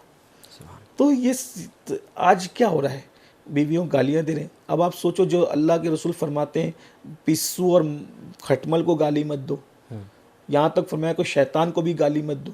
तो जो मज़हब पिस्सू, खटमल और शैतान को गाली देने से मना करता है, अगर उसके मानने वाले बीवी को माँ बहन की गाली दें, कौन सी मोहब्बतें पैदा होगी? नफ़रतें नहीं पैदा होगी, बिल्कुल होगी। तो दूरियां पैदा होगी। और एक बात याद रखिए, ये दूरियों का नुकसान ये है, अगर बीवी शरीफ है तो वो दूर रहकर भी शराफत से जी लेती है। थोड़ी सी बेबाक है ना तो दूसरों के हत्ते चढ़ जाती है, और शादीशुदा औरतें फिर सब नहीं ऐसी है, बहुत कम ऐसे अफेयर का शिकार हो जाती है। फिर तबाही और बर्बादी की जो दास्तानें हैं वो सब आपकी निगाहों के सामने, और मुझसे ज़्यादा दुनियादार लोग जानते हैं। यहाँ पर वक्त देने के हवाले से मैं बात कहूँ, मोबाइल हैं, दोस्त हैं, ये हैं, वो हैं, इनको 2 वक्त देना हमारे लिए फ़र्ज़ वाजिब नहीं है, लेकिन बीवी को वक्त देना हमारे लिए लाजिम है। मतलब रात में आप बैठने न जाएं तो कोई वो नहीं, लेकिन दोस्तों के साथ आप नहीं बैठे, कोई शरई हुक्म नहीं है। आप घूमने न जाएं, कोई शरई हुक्म नहीं है जी। लेकिन अगर आप बीवी के साथ वक्त नहीं दे रहे, बल्कि आप हदीस सुनिए, एक साहबिया की शादी हुई तो उनसे हुजूर अलैहिस्सलाम ने पूछा कि कैसी हो, नई नई शादी हुई थी, पूछा कैसी हो जी। तो उन्होंने, चूँकि हुजूर की तरबियत याफ्ता थी, शुक्र के पर्दे में शिकायत की, हुजूर मेरे शौहर इतने नेक हैं कि पूरी पूरी रात मुसल्ले पे गुजार देते हैं। शुक्र के पर्दे में ये शिकायत का अंदाज कितना खूबसूरत था कि हुजूर मेरे शौहर कितने नेक हैं, पूरी रात। अगर मुझ जैसा और आप जैसा कोई होता जी तो वो तो वाह, मुबारक हो। जी। लेकिन ये सैयदुल आलमीन की ज़ात, हुजूर माहिर नफ्सियात है। सुभान अल्लाह। अल्लाह के रसूल में बुला उसको, और बुला करके हुजूर जलाल में आ गए। मैं, क्या तू मुझसे ज़्यादा अल्लाह से डरता है? मैं रातों को इबादत भी करता हूँ और अपनी बीवियों के साथ वक्त भी गुजारता हूँ। फिर मेरे आका अलैहिस्सलाम ने फरमाया, तेरी बीवी का तुझ पे हक है, नफल इबादत से अफजल बीवी के साथ वक्त गुजारना है। नफल इबादत से अफजल बीवी के साथ वक्त गुजारना है। तो मुसल्ले पे नफिल इबादत से जो सवाब नहीं मिलता, वो बीवी का हक अदा करने से मिलता है, ये इस्लाम कह रहा है। तो अब बताइए कि अगर नफल इबादत बीवी के हुकूक की अदायगी में रुकावट बने तो हुजूर मुसल्ला उठाने का हुक्म दे दें, तो मोबाइल और ये फ़ोन और ये इंटरनेट अगर रुकावट बने तो इसकी क्या हैसियत है? तो ये जो दूरियां हो रही है ना, तो उसकी ये चंद वजूहात मैंने बताई। एक जुमले में अब इस सबको समेट देता हूँ। फिल्म और सीरियल देखकर इज़्दिवाजी ज़िंदगी गुजारने की बजाय सीरतुन नबी पढ़ के इज़्दिवाजी ज़िंदगी गुजारना शुरू कर दीजिए। इंशाअल्लाह दूरियां जो है क़ुर्बतों में तब्दील हो जाएंगी। सुभान अल्लाह। मैं जानता हूँ, ज़ाहिर है मसरूफ़ियत है और मैंने बहुत सारे सवाल नहीं किए हैं। उम्मीद करता हूँ अगले सेशन में मैं उसे ज़रूर कभी पूरा करूँगा। लेकिन एक आखिरी सवाल हमने सब के लिए, हस्बैंड वाइफ, यूथ, सब के लिए एक सवाल शामिल किया है, तो हमारी कौम की बच्चियों के लिए भी एक सवाल है। मैं नहीं चाहता कि वो इस एपिसोड से महरूम रह जाए, तो एक सवाल मैंने, आखिरी सवाल है हमारे प्रोग्राम का, शामिल किया है कि आज की लड़कियाँ ये चाहती हैं कि दुनिया में उनकी पहचान बने, और वो ये भी चाहती हैं कि दीन की हिफाजत के साथ उनकी पहचान बने। तो आपकी नज़र में बेटियों के लिए सबसे अच्छा रास्ता क्या है कि वो दुनिया में तरक्की भी करें, जिस फील्ड में जाएं वहाँ अपना नाम भी करें और शरीयत को भी साथ लेकर चलें? इस हवाले से चंद जुमले आखिर में इरशाद फरमा दें। कौम की बेटियां, बहनों को, माओं को ये पैगाम है, बहुत अच्छी बात है, वो पहचान बनाना चाहती है। इस्लाम औरत को पहचान बनाने से मना नहीं करता, अच्छा, लेकिन आबरू बेचकर पहचान बनाना, इज्जत का सौदा करके पहचान बनाना, शरीयत को पीठ के पीछे डालकर पहचान बनाना, या शरीयत को पैरों तले कुचल के पहचान बनाना, क्या मतलब है? आजकल की बहुत सारी बच्चियां सोचती है कि अगर हम दीन पर अमल करेंगी तो हमारी पहचान नहीं बनेगी, शरीयत की पाबंद रहेंगी तो हम गुमनाम रहेंगी। मैं आपसे पूछता हूँ, क्या सैयदा फातिमा ज़हरा से मशहूर कोई औरत हुई है दुनिया में? बिल्कुल नहीं, बिल्कुल नहीं। आप मुझे बताएं, नहीं, बिल्कुल नहीं। कोई तकाबुल है? बिल्कुल नहीं। सैयदा पाक, ताहिरा, तैयबा, आबिदा, जाहिदा, राकिया, साजिदा, नकिया, तकिया, ज़किया, उम्मे अबिया, आलिमा, गैर मुअल्लिमा, मखदूमा कायनात, मलके आलमियान, मलके फिरदौस बरी, इतनी मशहूर है, सिर्फ मुसलमान नहीं, सारे मज़हब के लोग सैयदा पाक को जानते हैं बिनते रसूल के हवाले से। बेशक, पहचान है ना? बेशक। जिस मिंबर पे, मस्जिद के मिंबर पर औरत बैठ नहीं सकती, हर हफ्ते उस मस्जिद, उस मिंबर पे खड़े रह के खतीब जब तक सैयदा का नाम नहीं लेता, उसका खुतबा मुकम्मल नहीं करता है वो। बिल्कुल। कितनी शोहरत है। सैयदा आयशा सिद्दीक़ा पाक की कितनी शोहरत है, बहुत। सैयदा मरियम की कितनी शोहरत है ना? जी, इन्होंने अपनी पहचान बनाई, बिल्कुल बनाए। न पर्दा टूटा, न शरीयत टूटी, जी, न दीन को पीठ के पीछे डाला, बल्कि सैयदा मखदूमा के पर्दे का ये आलम है कि जिसके दुपट्टे को इंसान तो इंसान, बशर तो बशर, जिसके दुपट्टे को चांद और सूरज भी ना देख सके, उसने अपनी पहचान बनाई कि नहीं बनाई? बिल्कुल बनाए। जिसका आंचल न देखा मौ महर ने, उस रिदाए नज़ाहत पे लाखों सलाम। तो पर्दे में रह के पहचान बनी कि नहीं बनी? पता चला पहचान वो पर्दा चाक करके नहीं होती, और ये सारी चीज़ें गलत फहमियाँ हैं। कौम की बेटियों को चाहिए कि वो दीन पर रहते हुए, दीन पर अमल करते हुए, पर्दे की पाबंदी के साथ, शरीयत ने जिस जिस कारनामे को अंजाम देने का उन्हें हुक्म दिया है वो अंजाम दें। क्या करें? मिसाल जी, क्या करें? हाँ, ठीक है ना? एक औरत जो है वो कायद नहीं बन सकती, जी, ऐसे ही। ठीक है? वो किसी बच्चे को कायद बनाए ना, वाह, पहचान बनेगी। बिल्कुल बनाए। सैयदा की पहचान कैसे है? हसनैन करीमैन। हैं? जी, मैं ये बात कहता हूँ, कोई इख्तिलाफ करना चाहे तो उसकी अपनी मर्जी है, उसको हक होगा, इसलिए कि ये मेरी अपनी फ़िक्र है। इमाम हुसैन कभी भी ताजदार करबला और फातह करबला ना होते अगर उनकी तरबियत करने वाली माँ फातिमा ना होती। बिल्कुल, बेशक, बेशक। इमाम हसन लाखों मुसलमानों को शहीद करने से बचाने वाले कायद न बनते, सैयद व सरदार न बनते, अगर उनको सैयदा फातिमा जैसी माँ तरबियत करने के लिए न मिलती। बेशक। तो औरत कायद नहीं बन सकती जी, लेकिन कायद तैयार करके दे सकती है। तो औरत को खुद मैदान में आकर उछल कूद करने से अच्छा है ना कि वो घर में बैठ करके इतनी मेहनत करे कि वो अफराद साजी करके दे, उससे भी तो उनकी पहचान हो। जी, सलाहुद्दीन की माँ आज पहचानी जा रही कि नहीं पहचानी? बिल्कुल। कायद औरत ने क़यादत नहीं की, लेकिन जितने कायदीन हैं सब औरतों ने दिया। वाह वाह वाह वाह, जी, ऐसे ही। मौलाए कायनात जैसे फातेह से लेकर सलाहुद्दीन तक, और सलाहुद्दीन से लेकर टीपू सुल्तान तक, जी, और टीपू सुल्तान से लेकर फिर फजल खैराबादी, और फिर नीचे नीचे आते जाइए। टीपू सुल्तान की माँ का कौल तो यहाँ तक मौजूद है कि मैंने अपने बच्चों को कभी बेवजू दूध नहीं पिलाया, इसलिए मेरे बच्चे इतने बहादुर थे। तो औरतों को चाहिए पहचान बनाने के लिए, देखिए एक जुमला दे देता हूँ, अपनी बात पूरी करता हूँ। पहचान बनाने के लिए बादशाह बनना ज़रूरी नहीं है, आप बादशाह घर बन जाइए तो भी आपकी पहचान। क्या बात है, किंग मेकर। हाँ जी, तो यही कि आप अपने बच्चों की तरबियत कीजिए, पर्दे में रह के, शरीयत की पाबंदी, घर में बैठकर आप उनको अच्छा आलिम बनाइए, अच्छा डॉक्टर बनाइए, अच्छा इंजीनियर बनाइए, अच्छा टीचर बनाइए, पायलट बनाइए, एडवोकेट बनाइए और उनकी सही तरबियत कीजिए तो लोग कहेंगे। देखिए कहीं ना कहीं माँ का नाम ज़रूर आता है। बिल्कुल एक मर्तबा मैं आमतौर पे औरतों से नहीं मिलता हूँ ना, फ़ोन पे बात नहीं, आप तो माशाल्लाह मेरे भाइयों आप साथ अक्सर ज़्यादातर सफ़र में कभी कभी रहते भी हो तो नहीं मिलता हूँ, लेकिन कुछ बूढ़ी औरतें अगर मिलना चाहें तो ज़्यादा बूढ़ी होती है तो मैं उनसे मुलाकात कर लेता हूँ। तो एक बूढ़ी औरत मुंबई के वादी नूर के इज्तिमा में एक मुबल्लिग को, हमारे साथी को उन्होंने भेजा कि सैयद से मिलना है। तो मैंने कहा मैं औरतों से नहीं मिलता, औरतों का इज्तिमा को कहा कि मैं बूढ़ी हूँ, मुझसे मिल ले आकर के 2 बात तुझसे करनी है। तो मैं गया तो उन्होंने मुझे नज़र पेश की और नज़र पेश करने के बाद कहा मुझे तेरी माँ से मिलना है। वाह। मैंने कहा मेरी माँ से क्यों मिलना है? तो बोले कि मैं उस माँ को देखना चाहती हूँ जिसने तुझ जैसे बेटे की तरबियत की। सुभान अल्लाह। तो कहने का मतलब ये है कि आप कहीं ना कहीं माँ का जिक्र ज़रूर आता है। बिल्कुल। तो मैं अपनी कौम की बेटियों से कहता हूँ खुद कुछ कर, आप खुद करें शरीयत की रोशनी में तो अच्छी बात है, लेकिन ज़्यादातर कोशिश करें कि आप इंसान साजी का काम करें। और औरतों ने बहुत बड़ा कारनामा अंजाम दिया है अफराद साजी के एतबार से, गौस पाक की शक्ल में हो। मैं कहता हूँ गौस पाक, ये भी कह दूँ कि गौस पाक कभी गौस पाक ना हो अगर उम्मुल खैर जैसी माँ ना हो, क्योंकि अगर 11 साल की उम्र के अंदर ये नसीहत की जा रही है कि बेटा कभी झूठ मत बोलना, तो ये उस माँ का किरदार है। इसी पर गौसे पाक की पूरी विलायत की बुनियाद है, समझ ले, कुतबियत और गौसियत की। गौस पाक कहते हैं मैंने कभी झूठ नहीं बोला, कभी हराम नहीं खाया, इसलिए अल्लाह ने मुझे मकाम अता किया।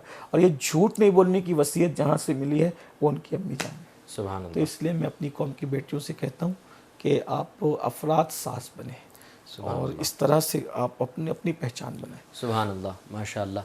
तो यकीनन ये हमारी कौम की बच्चियों के लिए बहुत अच्छा मैसेज है। हज़रत हमने चूँकि ये शुरू किया है और ये आप हमारे पहले मेहमान हैं इस पॉडकास्ट के, मैं और उलमा और मशाइख जो इसका टाइटल है, मैं ये चाहता हूँ, ज़ाहिर है कि जो पहला मेहमान होता है वो रिव्यू बहुत अच्छा दे सकता है। हमारी इस कोशिश पर और ख़ासकर मेरी इस कोशिश पर अगर आप कुछ हमें नवाजें रिव्यू से तो हमारे लिए अच्छा लगा। देखिए बहुत लोगों ने मुझसे सवालात किए और पता नहीं क्योंकि अक्सर व बेशतर मेरे पास लोग पहले ही आए और तो बहरहाल मैं इससे बचता रहा कि बहरहाल तो अक्सर जो सवालात मुझसे करते थे मैं लोगों को यही कहता रहा हूँ कि आप क्या खाते हो, कहाँ रहते हो, कब पैदा हुए, कहाँ पढ़े, कि ये बार बार ये सवालात आप सबसे करते हो। तो कोशिश कीजिए कि आप ऐसे सवालात कीजिए जिससे कौम को फ़ायदा हो। कुछ सवालात आपने भी ऐसे किए हैं जिससे कौम को वाकई फ़ायदा होगा। और आप लोग उलमा मशाइख से जब मिलें तो उनके इल्मी मियार को और उनके मकाम व मर्तबे को सामने रखते हुए आप उन लोगों से ऐसे सवालात करें ताकि लोगों को फ़ायदा पहुँचे, कौम को फ़ायदा पहुँचे। इस वक्त तो कौम की रहनुमाई की बहुत ज़रूरत है। आपके सवालात अच्छे थे, बाज़ सवालात बहुत अच्छे थे, बाज़ हमारे दिल की आवाज़ थे, बाज़ तो आपने पूछा वो जो तारीफ़ और तौसीफ़ के वो उसको तो मैं कुछ नहीं कहूँगा, वो उसमें वो दिलचस्पी नहीं, हाँ वो आपकी मोहब्बत है। लेकिन ये कि जो आपने जैसे मियाँ बीवी से मुतालिक पूछा, बच्चियों से मुतालिक पूछा, ये सवालात बहुत अच्छे थे। इस तरह के सवालात पूछे जाने चाहिए। मैं तो तालिब इल्म बड़े मुफक्किरीन से इस बारे में मज़ीद इन सवालात को करना चाहिए। अलग अलग आरा अगर इस पर आएगी तो कौम की रहनुमाई होगी। और ये भी गुजारिश करूंगा कि ये सिलसिले को चलने दीजिए। असल में आप लाउबाली आदमी हो, एक सिलसिला शुरू करते तो उसको आगे नहीं बढ़ाते हो। मेरी ये नसीहत है आपको, मैं आपको छोटा भाई कहता हूँ, मानता भी हूँ। तो ये सिलसिला चलाइए, हिंदुस्तान के उलमा मशाइख के पास जाइए और उनसे सवालात कीजिए ताकि कौम का देखो। कभी कभी ऐसा होता है कि कभी कोई बात हो जाती है और सोशल मीडिया के ज़रिए से बात वहाँ तक पहुँचती है जहाँ आपका गुमान भी नहीं जाता, और आपकी काविश से अगर किसी की ज़िंदगी बच गई, किसी का ईमान बच गया, किसी का घर उजड़ने से बच गया, किसी की ज़िंदगी संवर गई, तो यह आपके लिए बहुत बड़ी सआदत होगी। बल्कि इंशाअल्लाह मैं समझता हूँ कि एक बंदे की ज़िंदगी या एक बंदे का ईमान बचाना या एक की ज़िंदगी संवार देना या उसका घर उजड़ने से बचाना, यह आपकी नस्लों की निजात का ज़रिया बन सकता है। तो इस सिलसिले को आगे ज़रूर इंशाअल्लाह।